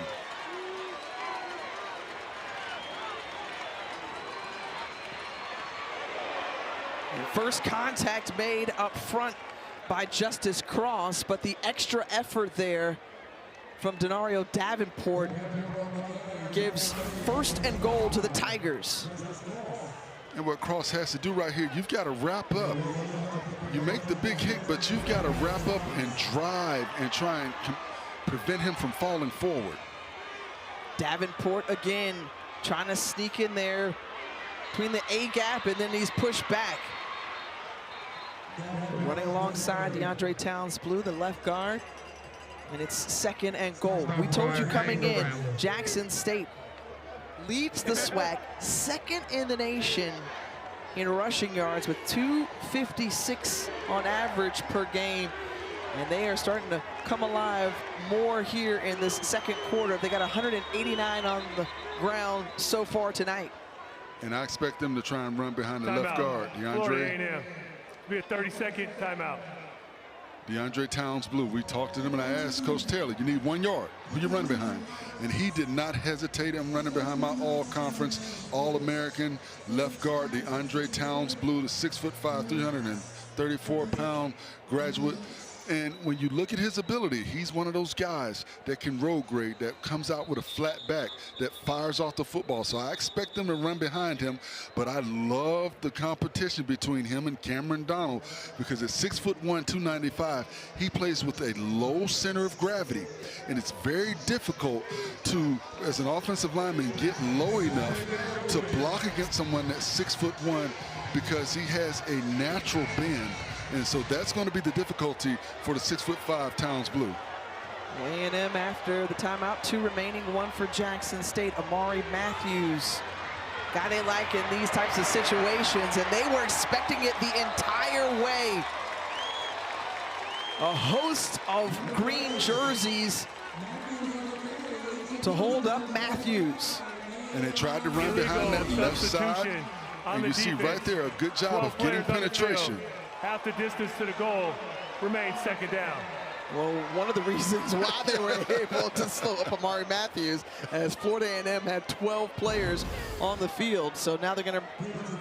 And that's discipline. You cannot have that after a timeout.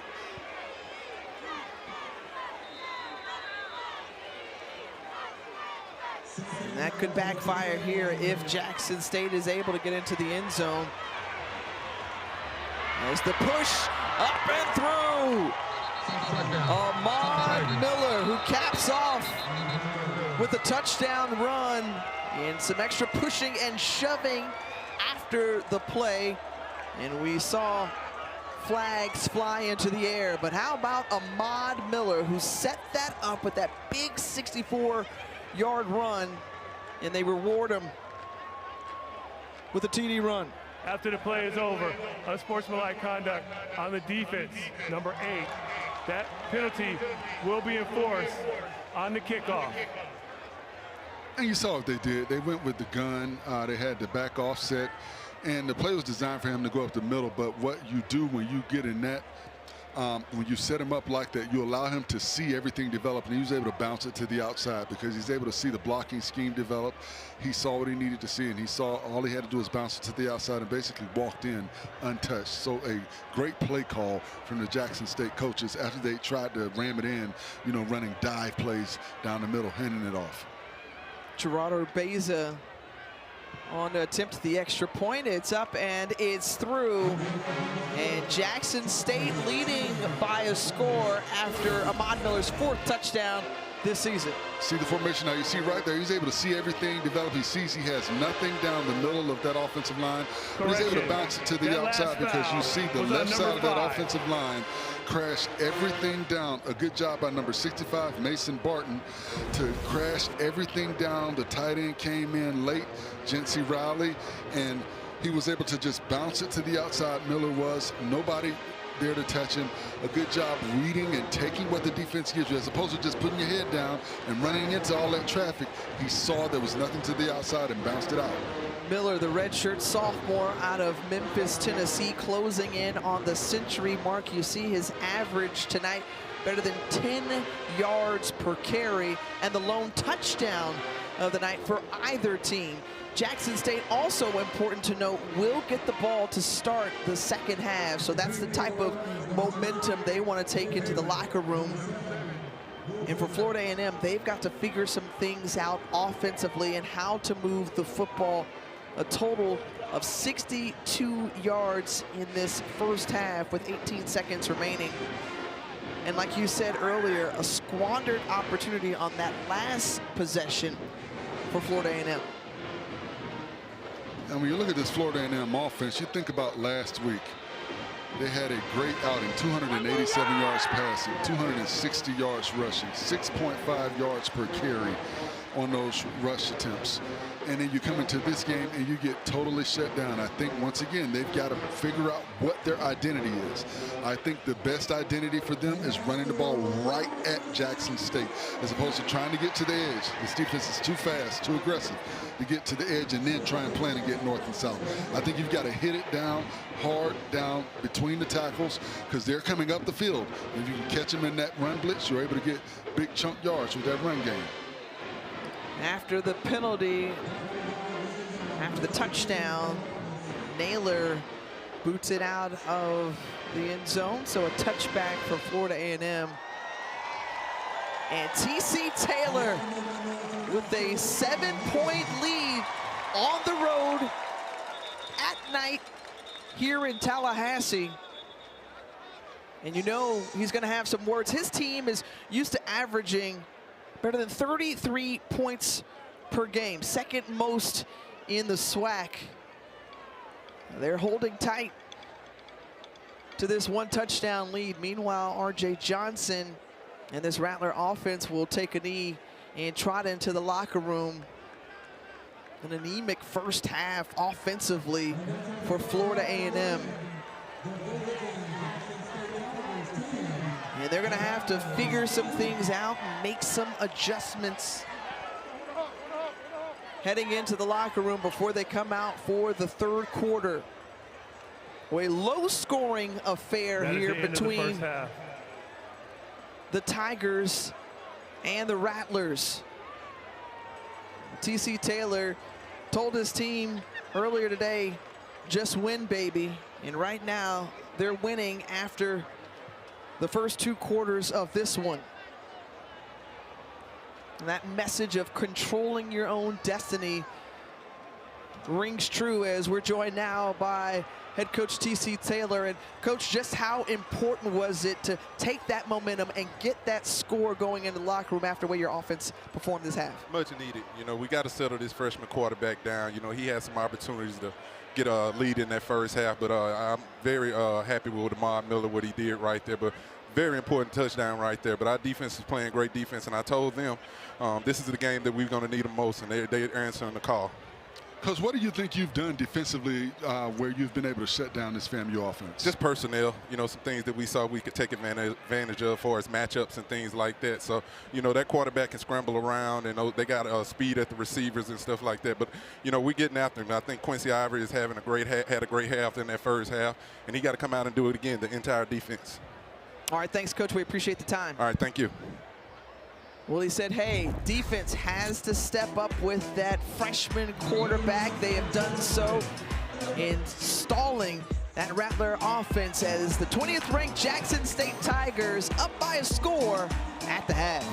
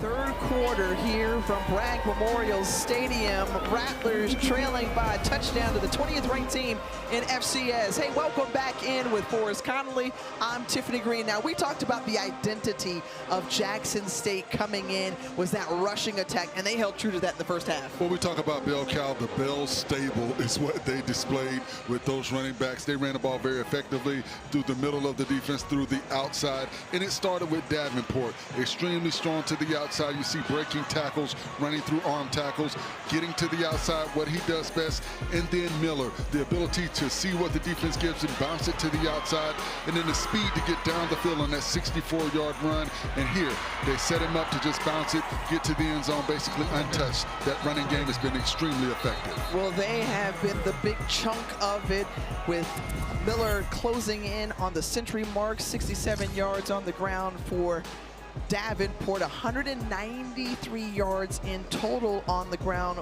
Meanwhile, something has to kickstart for Florida A&M's offense, who totaled 62 yards in that first half. Well, they've got to run the ball more effectively, and I think it starts with getting downhill as opposed to the outside runs, trying to get to the edge. The defense for Jackson State is too aggressive, too fast. They're not getting anything on those edges. They need to try and affect that defense down the gut. Well, you talk about the bell cows, and here's a good look at one of them. Denario Davenport, D-squared, 8 rushes, 68 yards. Miller getting warmed up on the bike, 97 yards. You see his yards per carry, both very effective when they tote the rock, and we'll get a chance to see them on their first offensive possession of the second half as the Tigers receive the kickoff and looking for some space and an opportunity to get out to a good gain. And that's Kobe Paul on the return, and a flag out as well. And you know, Tiffany, we talked about Davenport, we talked about Miller. We haven't talked about Terrell. There's another back that's capable of doing exactly what those two guys did in the first half. And that's the danger of playing against this offense. You can't concentrate on one guy because they have so many capable backs. Well, Preston Clipper, our referee for tonight, listening in to his officials as they discuss the penalty before it's relayed to us.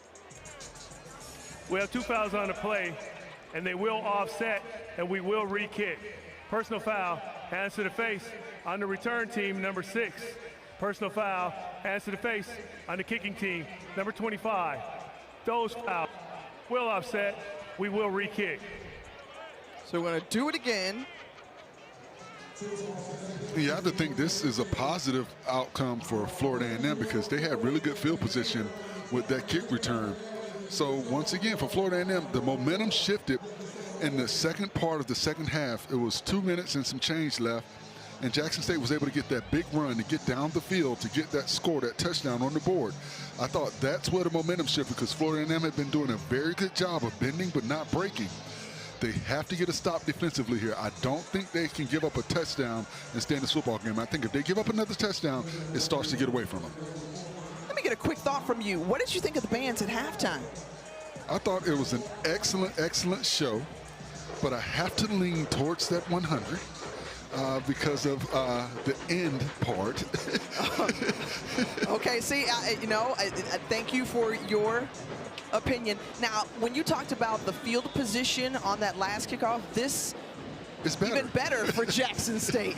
I don't know what happened on the kickoff. That was not a great kickoff that time, so it was a short kick and they were able to get better field position. But once again, for Florida A&M, you've got to bend but not break. You didn't get a good, don't have good field position defensively starting here, but you've got to be stout at the point of attack. You've got to know they're going to attack you with that run game, and you've got to play your gap and be gap sound. That's what hurt them in the first half, not being gap sound on the outside. You've got to be gap sound.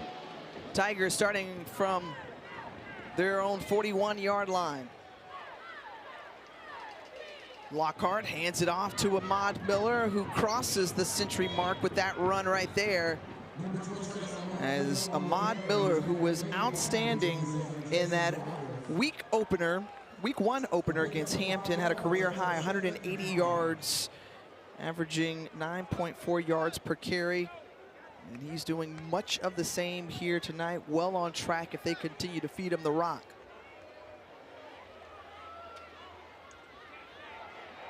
Dancing, cutting back inside. It's going to bring up 3rd and about 2 as Chase Lloyd makes the tackle. He's a ground and pound kind of guy, the brother of Aubrey Miller, a great defensive player for Jackson State a couple of years ago. Now here on 3rd and 3 is the recipe to hand it off to Miller once again. Absolutely. What's the old saying? If it ain't broke, don't try and fix it. You have to pick up 2 yards. That would put them in Rattler territory. As the sticks at the 49-yard line. And look for him to run behind left guard DeAndre Towns Blue. That's their bell cow on the offensive line. It's Miller. Miller gets the space needed And he's brought down by Nayron Jenkins, but a fresh set of downs to work with for the Tigers. And one of the things that you're noticing in all of these runs is number 74 and number 56 at the second level. Those are your guards. They're getting up on those linebackers, covering those linebackers. That's what you have to prevent if you're Florida A&M from the defensive front. You've got to occupy those guards. Don't allow them to get to the second level. Again, they run it up ahead with Ahmad Miller. So a steady dose of Ahmad Miller. Pick up a 4 on the play, and you go back to big number 56, Brian Williams. They call him Bam. He can play anywhere along that offensive line. DeAndre Towns Blue, as you mentioned, an all-SWAC selection and All-American. Here on second down, Lockhart has the man. The step from Rimbert all by himself. And Nate, I got you, my boy, Rimbert, in for the score, 46 yards. Yeah, do your dance, young man. Nate Rimbert hauls it in, and that's the connection that Lockhart was looking for in the first half. He took a couple of deep shots, overthrew him, and this time into the crawl of Rimbert. Well, you led all receivers last week in receiving yards, his 4th touchdown of the season. And, you know, one of the things, Tiffany, when you are running the ball very effectively, you start to beat up on the offensive line and the defensive line. And watch the defensive line on this play. You got no pass rush. Those guys are tired because they got beat up with that run game. Number 17, Jalik Thomas got caught looking in the backfield, and you see the results. The long touchdown for Rimbert.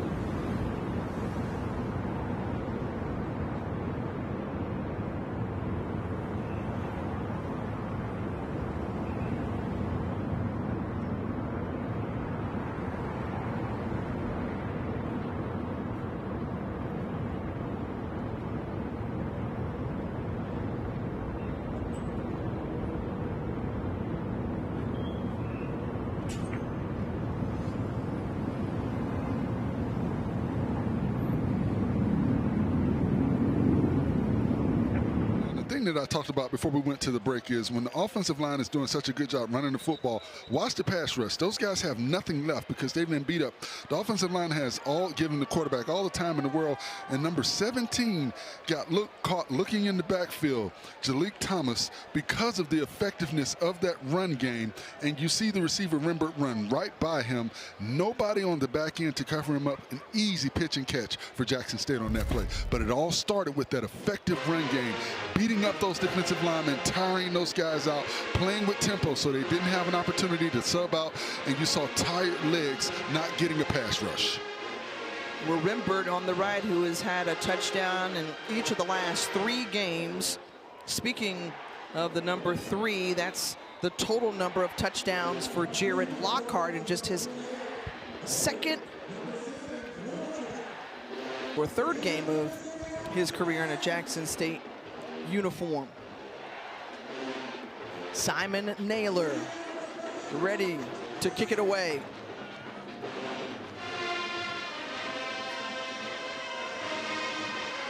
Kenari Wilcher on the return, and Wilcher is slung around and brought to the ground as the ball pops out. But they're going to say Wilcher was down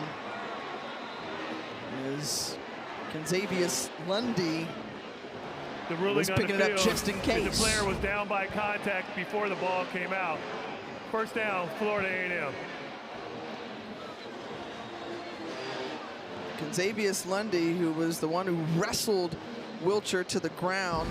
Hargan, who picked it up. And it's going to set up 1st and 10. And now, Tiffany, this is where it gets dangerous for Florida A&M because Quincy Ivory is an elite pass rusher. And now you've got a Florida A&M team that is going to have to throw the football. They're going to be very predictable on offense. And now you've got those pass rushers, those edge rushers, pinning their ears back, coming after the quarterback. 6 of 14. The previous play is under further review For R.J. Johnson III, and so they're going to take another look at this upstairs. Vernon Brakefield, our replay official, so Preston Clipper will go over to the sideline, put on the headset as they take a look at it. And you're talking about a disaster. If this is deemed a turnover, boy, how the tables will have turned for Florida A&M. We'll be back here at Bragg with the final call when we return.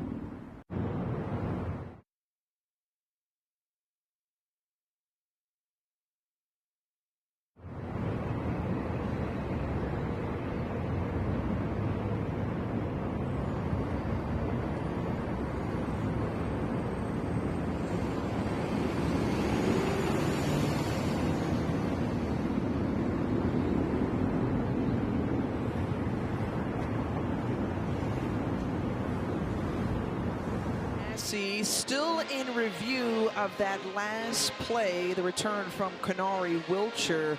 He was ruled down by contact, and the whistle blew as Lundy stripped it loose. Hargan picked it up and ran it into the end zone. But a couple of things that you have to consider here. First, look at this, as it appears that Wilcher is knocked down before the ball comes out. But then the question is, did the officials blow it dead? Because if they did in fact blow it dead, which I believe they did, they may have done it prematurely. Let's hear from Preston. After further review, the play on the field has been overturned.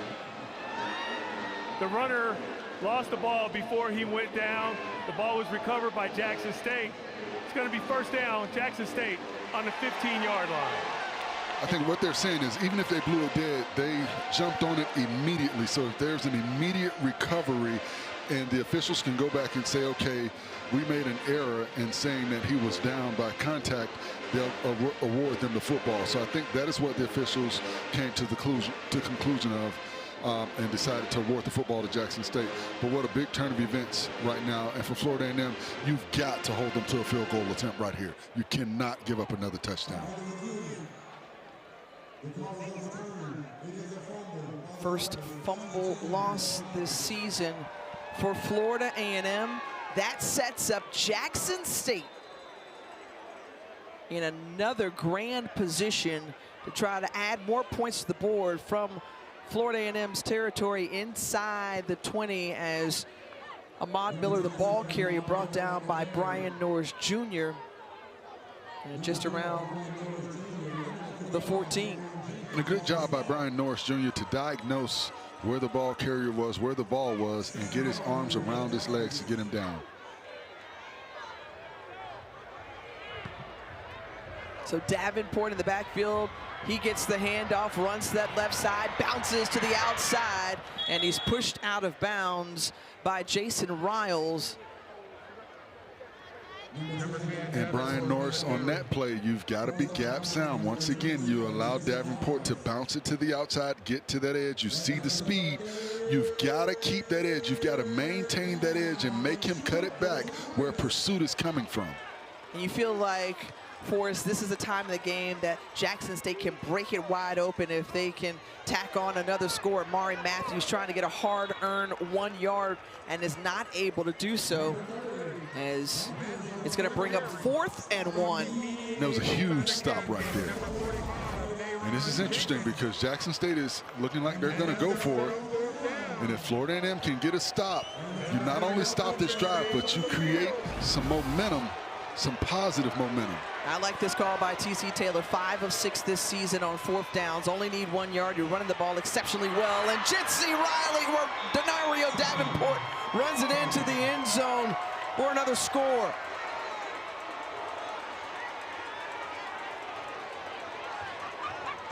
Davenport, the senior out of Macomb, Mississippi, who led the way last week on the ground for Jackson State, tacks on some more insurance, and 20 unanswered points from Jackson State. They look to make it 21 with this PAT attempt from Gerardo Beza, successful in doing so. And Jackson State widening the gap and making it ever so difficult now for Florida A&M. Another look here at Davenport's TD. And you see what they did? They ran behind that left side. The left guard and the left tackle did a good job of getting that outside shoulder and allowing for the back to cut up in the alley. That's a good job by Barton and by Towns Blue. And that's what you want to do. You want to get that outside arm, get that outside shoulder, turn the shoulders of the defensive lineman. And what you do is you allow for an alley for the back to run up in. Davenport ran in basically untouched because of their ability to get movement at the point of attack, turn those shoulders of those defensive linemen, and create the alley.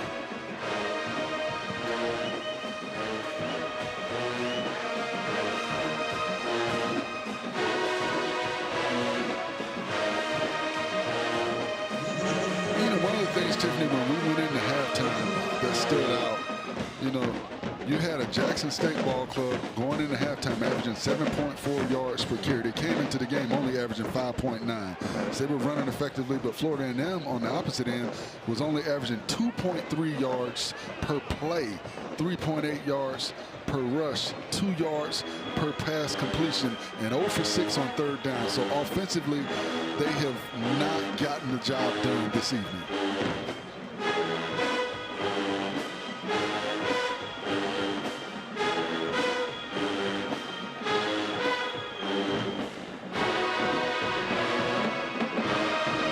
The song that Sonic Boom's playing goes, "Here We Go." It was like a 90s R&B hit. Here we go. I know Portrait? Yes. Okay. I see you, Forrest. Absolutely. I know the viewers at home were wondering if we thought that we would be auditioning for an R&B group. Who's not got talent? I'll raise my hand on that one. From the 25 is where Florida A&M will start their drive. And R.J. Johnson is behind a little bit, but it's still a catchable ball. It's incomplete to Miles Campbell, the tight end. And something else that stood out throughout this evening is Jackson State has been able to get pressure with 4 pass rushers. You've got 5 to block 4. So the offensive line has to do a better job of picking up what they're doing pass rush-wise, because you've got 7 back into coverage. I don't care if you've got Aaron Rodgers back there throwing the football. You've got to give your quarterback time to find the opening and a space to get the ball down the field. When they're getting 4, pressure with 4, that's a problem. Well, you see Quincy Ivory was in pursuit, but the first to get there was Mike Ashton Taylor. You see a little dance afterward, because they were both giving chase immediately. But you see right there, initial pressure, immediate pressure. They're getting pushed at the point of attack. They're pushing the Florida A&M offensive linemen back into the pocket. The offensive linemen for Florida A&M have to do a better job of firing off with flat backs. Now 3rd and 13. FAMU's yet to convert here tonight. Stands tall in the pocket, delivers the pass to Jamar Taylor, shakes the defender. Taylor stays on his feet and is brought down, but critical first down as Florida A&M able to convert on their first 3rd down. Taylor goes off limping after that 20-yard gain. And a good job by Johnson, sidestepping the pass rush, standing tall, and allowing his receiver to find an open space for him to deliver the ball down the field in the seam to get them that first down, convert their first 3rd down of the game.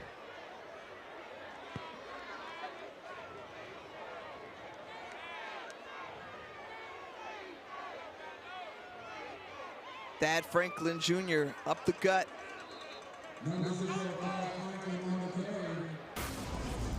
Going back to that pass, watch the quarterback Johnson. He sidesteps the pass rush. You see him stand tall in the pocket, deliver a strike, and a good job by his receiver Taylor to not only catch the football, squeeze the football, but get positive yards and make a play. We saw him kind of limping going off the field. Hopefully he'll be able to get back out there. But a good job by Johnson, standing tall in the pocket, not panicking when the pass rush got to him immediately.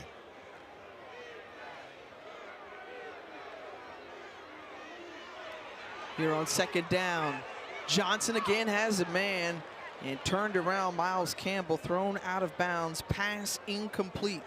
One of the things that we heard from the coaching staff this week of Florida A&M of why they've had success and wins the last couple of games is that they've simplified the offense for their young quarterback. One of the things Coach Taylor said is they saw something on film, and I think what they saw is we've got to drop 7 in the coverage. We feel like we can get pressure with 4, which they've done throughout this evening, and we're not going to give him any alleys to throw the football. So what Florida A&M has to do is find a way to make them bring more pass rushers down in the box and get man coverage. Out of the hands and into Thad Franklin Jr.'s. And a short gain on the play. And it's 4th down as the official moves them out of the Tiger sideline. And you see a good job of recognition on that play by Taylor knowing they wanted to go with the underneath pass. They had the blocking set up, but Taylor recognizing what they were trying to do and navigating through the traffic to get to the ball carrier. And Taylor not happy about After that, the play's Coach Taylor. over, unsportsmanlike conduct. Defense number 15 making contact with an official. That is number 15's first foul toward disqualification. 15-yard penalty, automatic first down. And that's against the starting free safety Cam Salas. So what would have been 4th and 7 for Florida A&M marches them into Tiger territory after the penalty. And 1st and 10 for the Rattler offense. So they get to stay on the field after that, and awarding and giving FAMU a little extra life. And you know TC Taylor is unpleased with that. One of the more interesting things, we're seeing some fans leave, but you have to remember, this is a Florida A&M team that scored 21 points in the 4th quarter last week. This is a FAMU defense that held this offense, you know, to 3 points. A little trickeration here as Jalen Rogers on the reverse. And Rogers with a solid gain, the collision course in the process, slow to get up is Tymon Wells. But back to that thought, Tiffany, they held this offense in check pretty much the entire first half until the last 2 minutes. So this game is not over. They've just got to continue to push forward. I thought this was a positive play, something we haven't seen on early downs from Florida A&M. You got a positive play. You put yourself in second and very manageable. You open up the playbook now as opposed to being predictable with the play call. But I think they have to continue to look to get vertical. But you've got to protect the quarterback.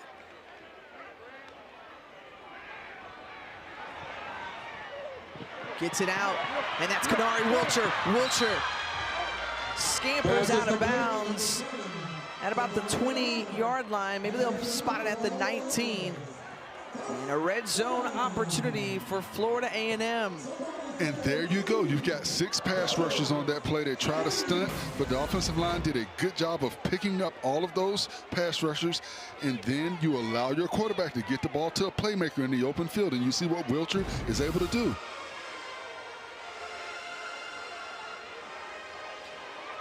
Johnson guns it and zips it over to Jordan Edwards. And Edwards with a good adjustment there on the catch.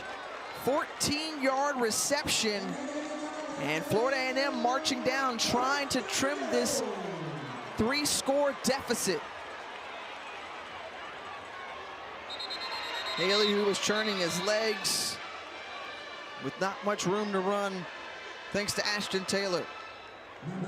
And one of the things that's been impressive about Johnson this drive is he stood tall in the pocket with pressure around him, pressure coming out the field. He's trusted his offensive lineman to give him the time necessary to deliver the ball, and he's doing a good job of finding his receivers in these pockets and giving them an opportunity to make a play after the catch. Let's see what they dial up here on 2nd and goal. Bringing Wilcher in motion, quickly out. They flood it to the right side and free up the right side. That's Jamal Haley in for the Rattlers. So he just kind of leaked out the backfield and boom, into the end zone.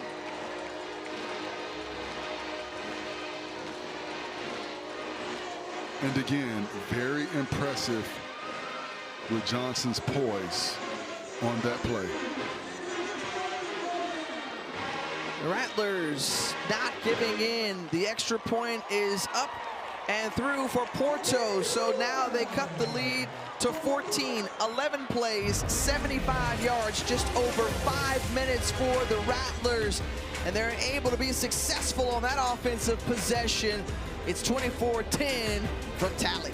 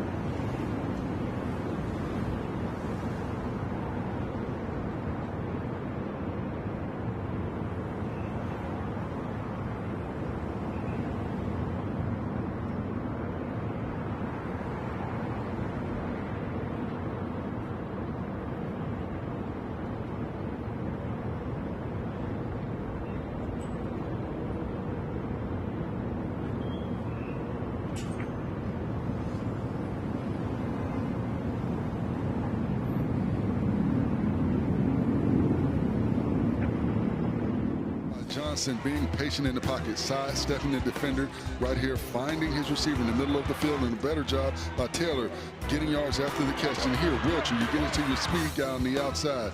Here, you deliver a strike to number 21, Edwards, and I like the patience. He had a defender coming down to him, Shamar Hawkins, but he stood tall, allowed for Haley to clear that defender and delivered the ball right where it needed to be for him to score the touchdown. Well, the longest drive of the game, we mentioned an R.J. Johnson with 56 passing yards this quarter. He was 5 of 7 on that scoring drive for the Rattlers.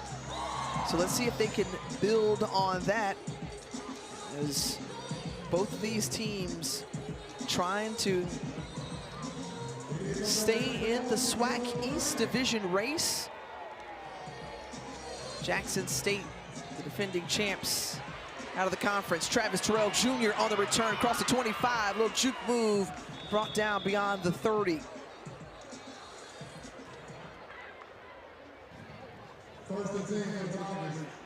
So remember when we came on the broadcast, we talked to you about just the significance of this game and how crucial it was for both teams. For Florida A&M, they've got to win out to even have a shot at being in the conversation for the division leader. Jackson State is trying to stay right there with Alabama State and Bethune-Cookman, who got wins earlier today. If they can walk out of here with a win on the road. Denario Davenport, who continues to drag defenders along. He scored that touchdown on the last drive. Davenport just continues to churn those legs. He's strong, hard-nosed runner. And it starts with the offensive line getting up to those second-level defenders. Watch number 62, the center. Watch the big fella get up to the second-level defender, cover up that linebacker, and just take him for a ride. And that's what you're looking for from your offensive lineman. Take him for a ride. You want to run up in there with the big guys, you're going to get dealt with. And I love what I saw from the center on that play. This time collapsing to the ground is Davenport. May have slipped Simeon Hines with the tackle. First 5 drives, you see 3 points netted out of 31 plays and also a fumble, but they've been mightily effective on the last 3 drives. And up until that touchdown from Florida A&M, they had scored 21 unanswered points. Davenport again. And one of the things that Florida A&M was successful in doing early in the football game is occupying space, occupying those interior linemen, not allowing them to get up on those second-level defenders. They've got to get back to what Cameron Donald and Nicholas Demetrius was doing early in this football game, occupying those interior guys, not allowing those guys to disengage and get up to the second-level defenders, covering up those linebackers. This is a big third down right here. And just taking what's underneath, the crossing route, and there is Jamil Gardner Jr., sidesteps the defender, and into FAMU territory, the redshirt junior out of Detroit. And that is about game planning, because that is a play that was open all first half that the young quarterback Lockhart was missing, trying to get it all. And now he's taking what the defense is giving him. That crossing route by Jamil Gardner, he missed it 2 or 3 times in the first half. And I guarantee you they went into halftime and told him, look for that crossing route. It's open all evening. The freshman quarterback out of Charlotte, North Carolina, has made the adjustments here in the second half, been aided by the ground game. They go back to Davenport, who bounces out of the bunch, and brought down by Nayron Jenkins. Well, we know one thing holds true. Jackson State can run the football about as good as anybody in all of FCS football. They trail just Delaware State, who leads the country. Right behind them is Jackson State, and again, impressively, they have eaten up a lot of yards here tonight with that rushing attack. 230 plus yards.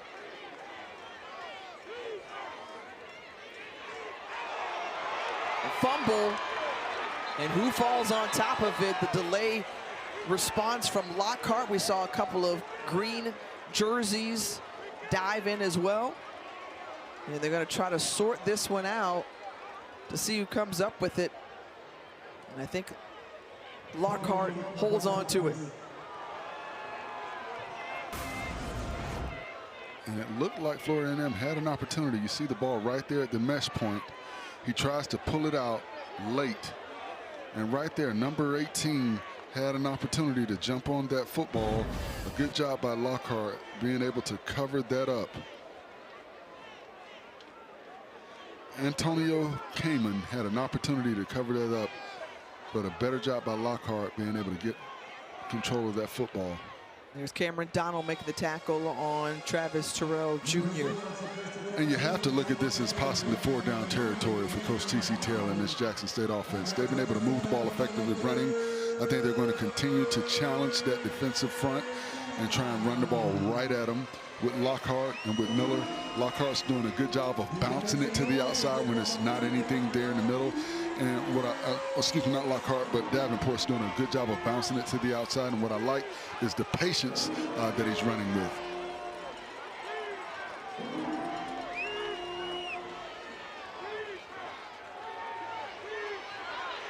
Lockhart looking, stays downfield, a hold, and this one is going to come back as Lockhart fighting for yardage here. And not the kind of contact you want your quarterback to take as well, putting his head down. But a good job by the Florida A&M back-end defenders, not giving Lockhart anywhere to go with the football. Holding. Good job. Offense, number 65. 10-yard penalty, still 3rd down. And a good job by Lockhart not trying to force it and giving up an easy turnover.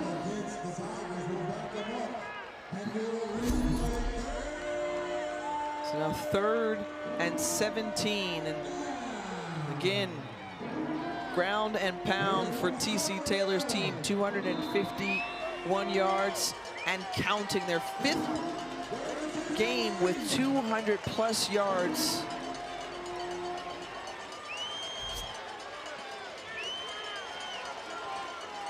On the ground. So here on 3rd down, and before they can get the snap off, Jackson State calls a timeout. Jackson State, first charge timeout of the half.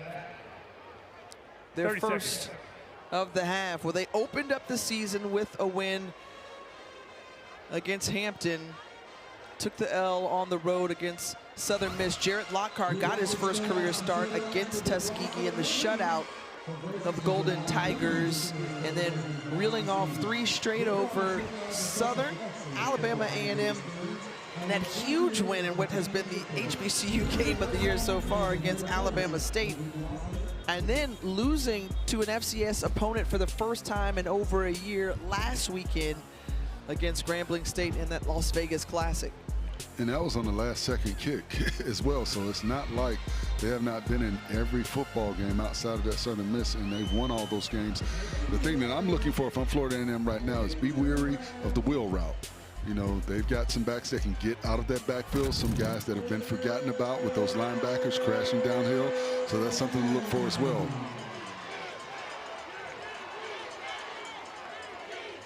Miller inserted into the ball game. They hand it off to Miller, and Miller coming up big on the run there as Ahmad Miller on 3rd and 17 is right there at the sticks, and it's good enough. And this is demoralizing. Look at those interior linemen getting up on those second-level defenders. Once again, you're allowing those guys to basically get a free release. Like you talk about with wide receivers, you can't give them a free release. They're doing the same thing with those interior offensive linemen, giving them free releases up to those interior and second-level defenders. Wow. 1st and goal. Ahmad Miller tripped up, still fighting to get into the end zone, left just a half a yard short. And right now, the offensive line for Jackson State is wanting it a little bit more than the defensive line from Florida A&M. They're beating them to the punch, and they're knocking guys back. Well, the bruising run of Ahmad Miller, you know, flag, and we'll get the explanation here. After the play is over, unsportsmanlike conduct on the offense. Number 74, that is number 74, first foul toward disqualification. That is the end of the 3rd quarter.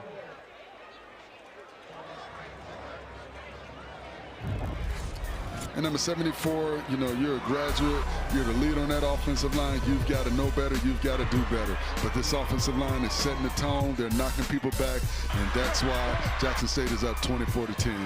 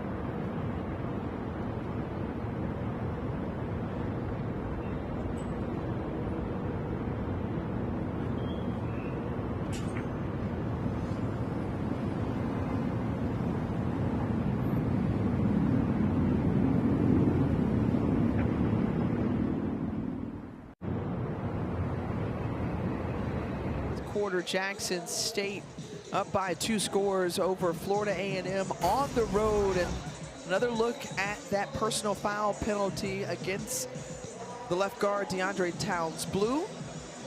And he's your bell cow offensive lineman. He's the graduate. He's the leader on that offensive line. He's the All-American, All-Conference player. You expect better from him. But this is a team coming into this game averaging 89 penalty yards per game, 120. That will hurt you in the long run when you're chasing another national championship. They've got to get better with that. They've got to be more disciplined. Coach Taylor talked about the lack of discipline from his team and the penalties. They've got to do better.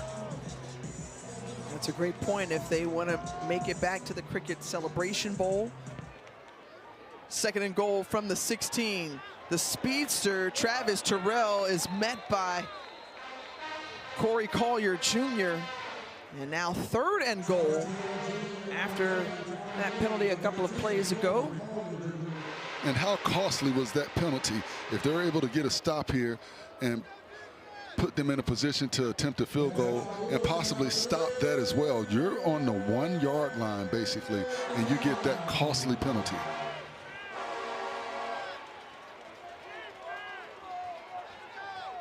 Six of 11 on 3rd downs. Lockhart with all the time in the world, finally getting loose, is Demetrius And then Lockhart just finds enough running room, steps out of bounds, and 4th and goal. And we'll see the field goal unit come onto the field. And a good job by Florida A&M, staying on top of those receivers, not giving Lockhart anywhere to go at the football, forcing him to make a decision to run the football, and then not allowing him to get to the end zone. You want to stay on those receivers until he breaks the line of scrimmage, because if he doesn't break the line and you go and attack, now you give him somewhere to go at the football. Little chip shot here for Gerardo Beza from 22 yards out. It's up and it's through. And extending their lead is Jackson State. Now, if you're the Florida A&M faithful, you got to say to yourselves, okay, we're down 17. It's the 4th quarter, but we scored 21 points in the 4th quarter last week, so it is possible. Let me tell you what many did not think was possible was UAPB, Arkansas Pine Bluff, putting up a 40-piece on Southern. Congratulations to Alonzo Hampton and the Golden Lions. Bethune-Cookman and Alabama State with big wins today to move to 4-1, tied for 1st place. How about Grambling with back-to-back wins as they take down Alabama A&M, and Alcorn State with a convincing win over Texas Southern. And the team to watch that nobody's been talking about is Bethune-Cookman. They are coming on as of late. They still got games against Grambling and against Jackson State, which will be huge. There's just so much that can shake out the remainder of the season, but thus far it's been quite entertaining for the first 9 weeks of college football. You just think about just some of the scenarios and what's remaining for the different contenders. We saw Jackson State's schedule. They travel to Valley next weekend, Bethune-Cookman, and then they close out with their rival, one of their rivals, Alcorn, Texas Southern and Alabama State next weekend. Jackson State will again host Bethune-Cookman, and then the Florida Classic on November 22nd, all leading up to who will be the team out of the East and team out of the West to play for the SWAC Championship December 6th on ESPN2. And Bethune-Cookman is in control of their own destiny right now with that big win today over Valley. If they can run the table the rest of the way, they place themselves in a position to play for that SWAC Championship representing the East. That one complete to Goldie Lawrence, but just to put a button on that, you've got Cameron McCoy, the quarterback, who has done an excellent job. The wide receiver, Malik Huggins, and Raymond Woody Jr. has gotten things together in Daytona Beach. You know, First Take's going to be there the week of the Classic, so they'll get a chance to show off their campus, much like we've seen Delaware State and Norfolk State already do this season. R.J. Johnson III on the carry. And a good job by Johnson recognizing that he had an opportunity to get the first down and give his team a new set of downs. Now he's got to try and get vertical with that pass game. The offensive line has got to do a good job. They've got 4 pass rushers. They're showing 4. Now they drop back 8 in the coverage, 3. He should have all the time that he needs. Tries to fake out a defender, does so, but the great pursuit there from Carmelo Jones to trip him up. Jones, the 6'2", 216-pound middle linebacker out of Mobile, Alabama. And the problem with that is you've got 3 pass rushers and you've got 5 pass blockers. There's no reason he should have immediate pressure. On 2nd and 5. A gain of a couple for Thad Franklin Jr. So that's going to bring up 3rd and 3 for Florida A&M. And trailing by 3 scores, Florida A&M needs to make good of every opportunity they have remaining. You said it earlier. They had their chances in the first half. It was 10-3 going into the locker room. And then Jackson State's offense has exploded since. In and out of the hands of Jalen Rogers. which would have been a first down. Instead, the drop, the third of the night for Florida A&M, brings up fourth down. And Rogers turned his head trying to make a play before getting possession of that football. You can't worry about the contact that you're going to take. You know they're coming. You're in the middle of the field. You're going to get hit, but you've got to get control of that football, squeeze the football. You've got to get the first down. And right here, Florida A&M going for it, or at least showing that they may go for it here. 5 of 11 on the season.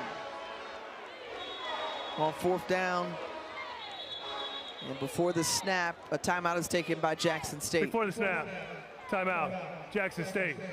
Their second charge timeout. To be a full timeout. A timeout on the field. We will take it as well with 11:40 remaining. 4th and 3 upcoming for Florida A&M.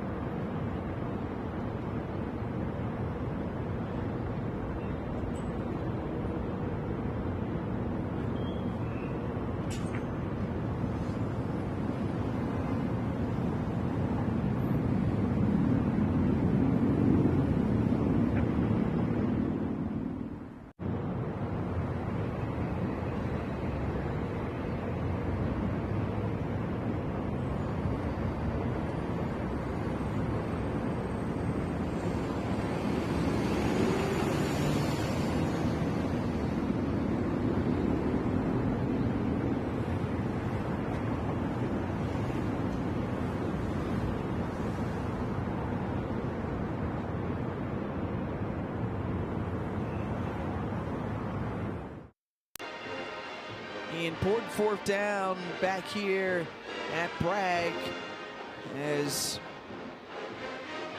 it looks like James Colsey III electing to go for it. Do you like the call here? Absolutely. It's now or never. And for the quarterback, Johnson, you have to realize you just need a first down right here. You don't need to get it all.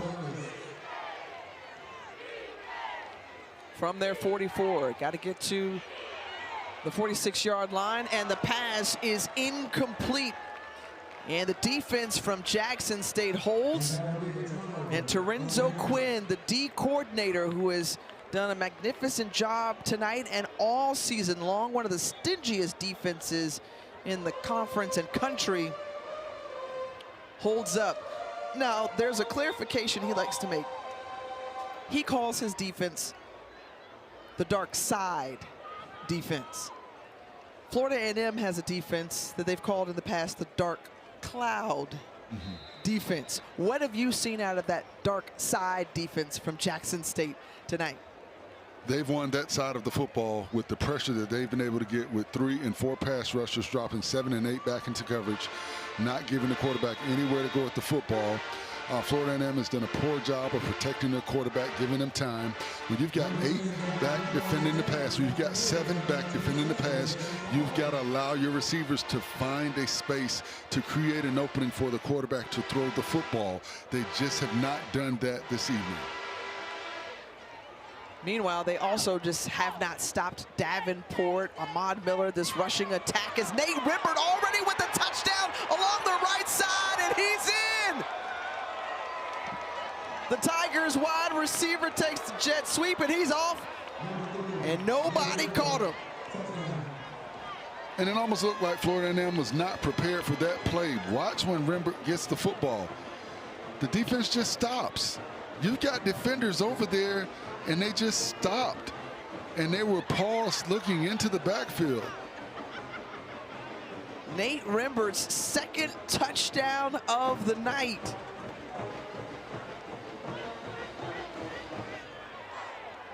And Jackson State continues to roll. 434 total yards amassed here on Ken Riley Field on the home field of Florida A&M. Well, Nate Rimbert saying, I got your back, brother. I can do it on the receiving end, and I can run it in. Whatever you need, I got you.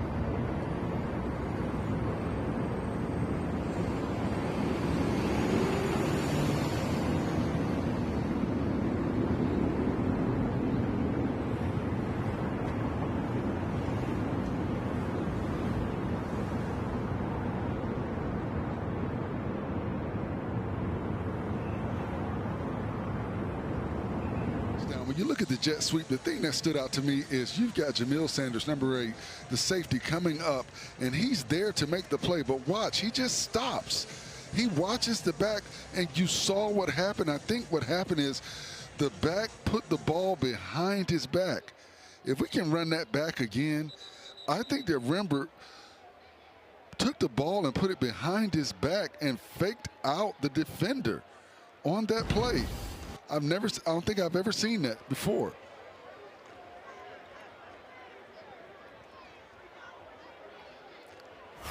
And here we go again. Watch Rembert. Watch the jet sweep back right here. Okay, number 3. He gets the ball right here. Oh, okay, the ball. He lost control of the ball and it went behind his back. And then so that is what made the defender freeze. I'm wondering, okay, the defender's right there. And there's no reason why he should have stopped. But you saw the defender freeze. And because he didn't know where the ball was. And because he almost lost control of the ball, that made the defender lose where the ball was, which allowed him to get around the edge. So lucky for him, he almost fumbled, which created an opportunity for him to skirt down the field untouched with nobody really knowing where the ball was initially.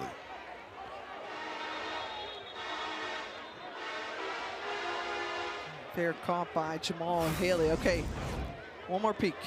Watch the bobble right here. You see the ball right there behind his back. Nobody knows where the ball is. It's an unintended trick, you know. Yes. It's like, now you see it, now you don't. Now it is. They're okay. And actually, that was not Jamil Sanders. That was number 6, Davion Westmoreland out there.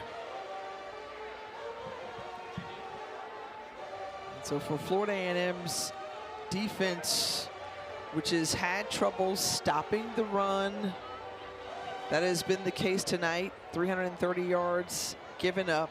Meanwhile, the offense for Florida A&M has just not gotten anything really going in this one. They had some moments and flashes. And you know, you want to give the defense credit. They stopped the run early, but they just kept pounding and pounding away. When the offense couldn't get anything going, I think it got away from the defense. And that allowed that Jackson State running attack to get going. But they've got pressure on the quarterback once again with 3 pass rushers. That's been the remedy all night long. You've got 4 pass rushers right here. They run a stunt, but they crash down on the quarterback. The offensive tackle. 10-yard penalty, still first down. Offensive tackles got to do a better job of setting back. When they run those stunts, you've got to pass it off to your guard. Your guard has to bump you off, but you have to get depth when they run those stunts and those twists. And you saw in that play, Felipe did not get the necessary depth, which allowed for the defender to get to the back of the quarterback and roll up on your quarterback. Very dangerous. So after the holding call, 1st and 20. And Edwards with the reception.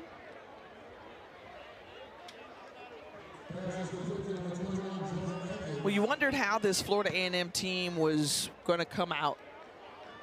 And they stood tall and hung in there for the first 2 quarters. But after going into the locker room, the adjustments made by both sides, it was really more of the Jackson State team we anticipated seeing, especially given that they were pretty angry after last week's loss to Grambling State. They wanted to shake that out, and they're taking it out right now on Florida A&M. And Johnson trying to move people as best as possible, but there's big Jeremiah Williams, Agent Zero in white. And Carmelo Jones and Quincy Ivory, I mean, they're right on them. Watch number 11 off the edge right here.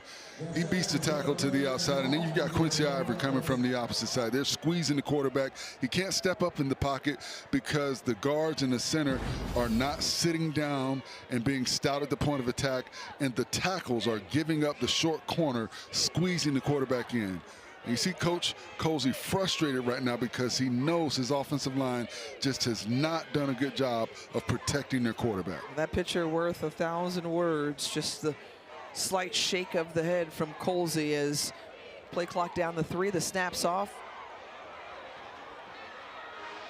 And Johnson off and running, and Johnson gets out of bounds along that Jackson State sideline. And you see what they showed, 3 pass rushes. They dropped one back, then they brought a delayed blitz with the linebackers. So they're showing Johnson a bunch of different looks. They're trying to confuse the quarterback. But once again, when you're able to get pressure with 3, pressure with 4s, 8 and 7 back in the coverage, you have to give your quarterback time. Tough night for Johnson. 13 of 25, 83 yards as Inksler punts it away, goes out of bounds.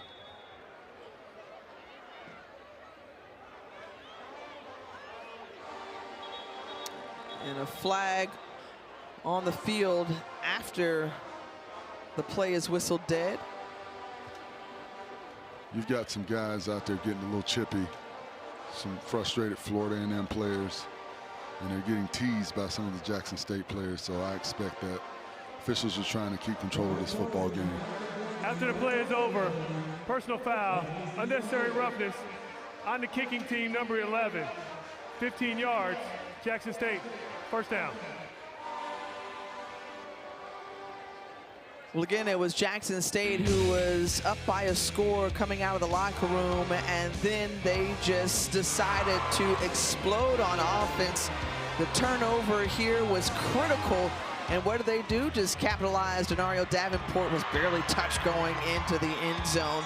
We saw Nate Rimbert with the score, and they said, you know what, let's run that back once more, as Rimbert scored the last touchdown for Jackson State. And T.C. Taylor's team was an all-around great team. They can score points when they need to, right at their season average. Their defense is stout. But as you said, for the area that they've really got to clean up, the penalties. Yeah, they've got to be more disciplined, because when you face some of the tougher opponents in a close football game, the lack of discipline can lose you a football game. You know, these penalties, some of these penalties that they're getting, the extracurricular activity, you've got to stop that. You've got to avoid that. Miller on the carry again, and they're just continuing to add to their rushing total. Remember, they had 388 rushing yards against Alabama A&M in that Gulf Coast Challenge, a season high 702 total yards. And again, they have just been eating up a ton of yards on the ground. And another example in this second half. Plus, they've also gotten a number of explosive plays. You think about that big run back in the first half, and then 6 plays of 20 yards or more for the Tigers offense.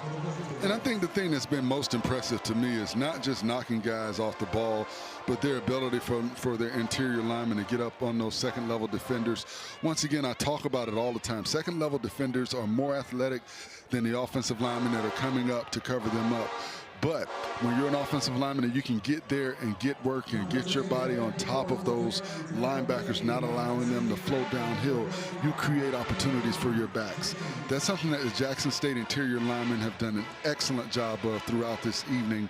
And I think that's why they're so effective running the football, not just because of those great backs, but because of their linemen doing their jobs. Davenport again. I really like just the mixture of running backs for Jackson State.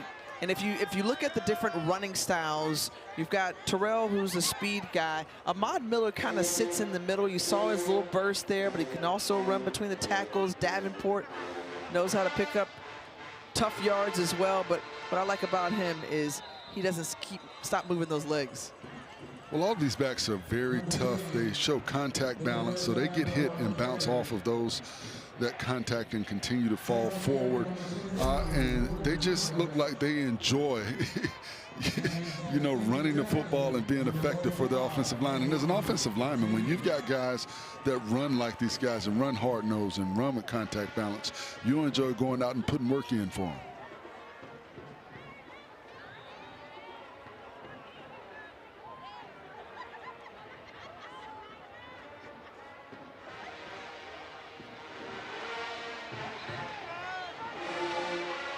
Travis Terrell, who's wrapped up. I'll say this, again, 3 games remaining for Jackson State after tonight. And the question of who will take the East, a lot of scenarios and a lot of football left to play. And on the West, you've got Prairie View A&M, who got their first loss of the game. But Tremaine Jackson, who has done an outstanding job with the Panthers, among the new coaches around HBCU programs. That was one of the storylines coming into this season. And you know, Tiffany, something else, what shouldn't be understated is the size of Jackson State's offensive line. 6'6", 315, 6'2", 333, 6 feet, 290. Travis Terrell is in for the touchdown, running behind those big guys up front, clearing the way. And Terrell, the 5th different player tonight to score a touchdown for Jackson State. And just to finish that off, 6'5", 334, and 6'8", 330. They've got a Power 5 offensive line, and they have cleared the way for these running backs all afternoon, all evening.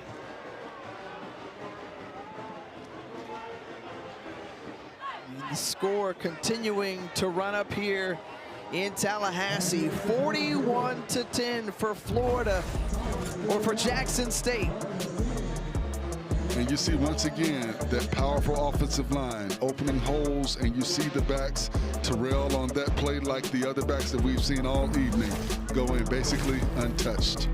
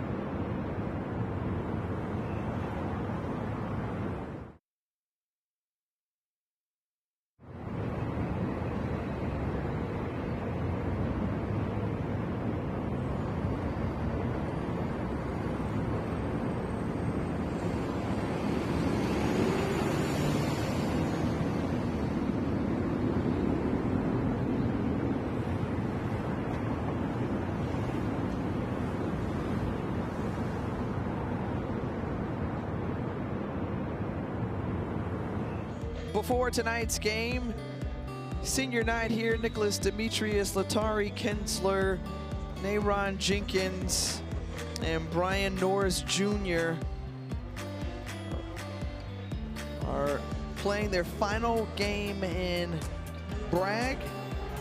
And they were honored before tonight's game.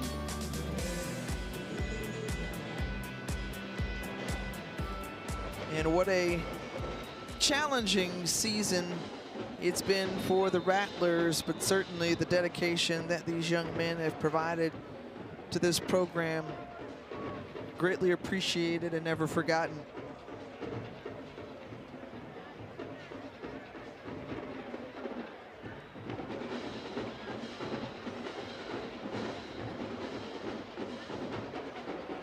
On the return is Kanari Wilcher. Wilcher with a good running start, and Wilcher keeps on going. Wilcher with a big return across the 50, pushed out near the 40. And Kanari Wilcher on the return, and no flags out. And so at this point, if you're Florida A&M, you're just playing for pride and trying to close out this game with some momentum to lead you into next week. And you have to also remember, this is the last time you're going to play at Bragg Stadium this season. So you want to continue to give your best effort for your home fan base and get better. There's always an opportunity to get better. There's still a lot of season left. They still got 3 more football games to play, or 4 more football games to play. So there's an opportunity to get better, and you want to finish with a winning record. So there's an opportunity also to ruin, possibly ruin an opportunity for your arch rival in the Florida Classic later on this season if Bethune is able to go undefeated the rest of the way until you get to that ball game. Well, you never know who you're going to see in Tallahassee, and Thad Franklin Jr. on the carry. And among those that you run into around these parts, a name that is quite familiar and beloved all throughout the capital city. Your former teammate in Charlie Ward, a Heisman Trophy winner who has entered the booth in the building. He now is the head men's basketball coach for Florida A&M, and he's kind enough to join us now in the booth. And certainly it's a busy night in Tallahassee as it's homecoming for Florida State. But he's here supporting Florida A&M in their final home game at Bragg Memorial Stadium.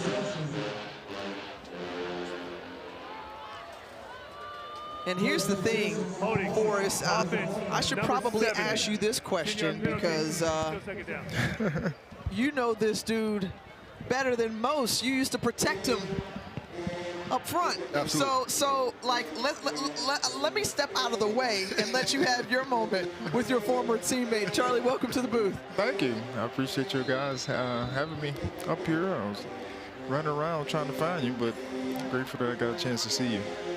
Yeah. All right. So Big Foe, give me a story about Big Foe real quick, and I'm gonna ask the other way. Big Foe, in our basement, there's a picture of us.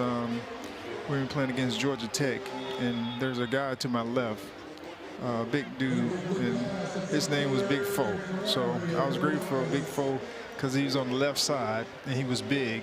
And all I told him, if he missed the block, just yell so I can know to get out of the way. Making sure he's protected. Let's talk a little bit about also just your time here now taking over Florida A&M men's basketball, the decision to lead the Rattlers. Well, look, it was difficult in the sense that I was planning to coach high school basketball this year.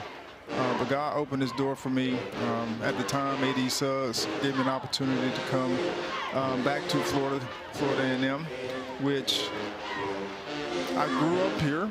I was born here. My parents graduated, and my sister graduated from here. So I was always a Rattler. And so I was grateful to have the opportunity and didn't have to move, which was another great part about it. And in terms of what we should look forward to seeing from a Charlie Ward coached basketball team here at FAMU, what do we expect? Well, all I can say is we're going to show up and compete. So I don't know what the outcome's going to be, but one of the things we're going to be is we're going to show up and compete each and every night. And I'm grateful that we have a great staff that I was able to put together in a short period of time, and also a pretty competitive team. So we're excited about the opportunity that we'll have each and every night to go out and compete and deal with the consequences, whatever those are. Well, Charlie, it was perfect timing for you to come into the booth and join us just as you lead us up to the 2-minute timeout. We appreciate your time, and good luck this upcoming season. Thank you. I appreciate you. All right. And go Rattlers. Yeah, we'll be back here the final 2 minutes from Tallahassee when we return.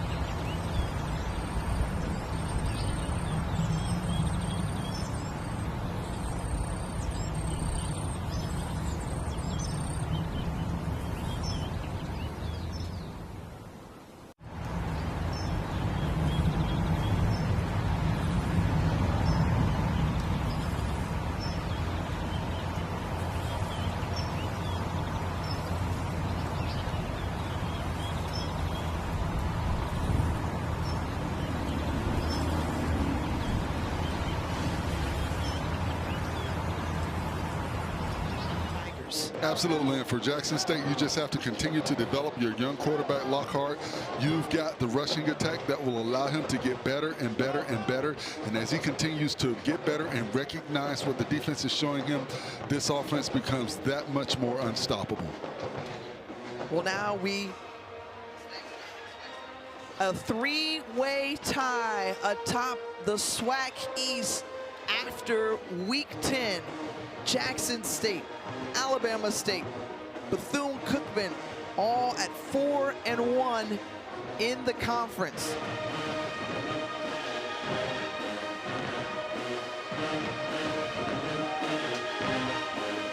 And the sonic boom of the South roaring loud and proud here in the capital city.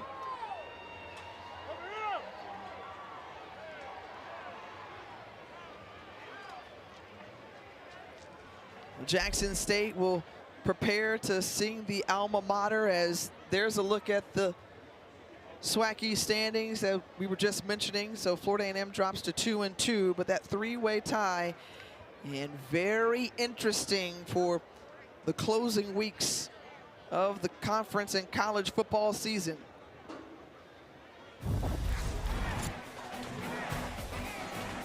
Well, it was Jackson State taking the strike out of the Rattlers here in Tallahassee. The Tigers dominated. T.C. Taylor's team comes out on top. For Forrest Connolly and the rest of our great crew, I'm Tiffany Green, letting you know that we out from the capital city of Florida, Tally Ho, where Jackson State rolls over Florida A&M 41-16.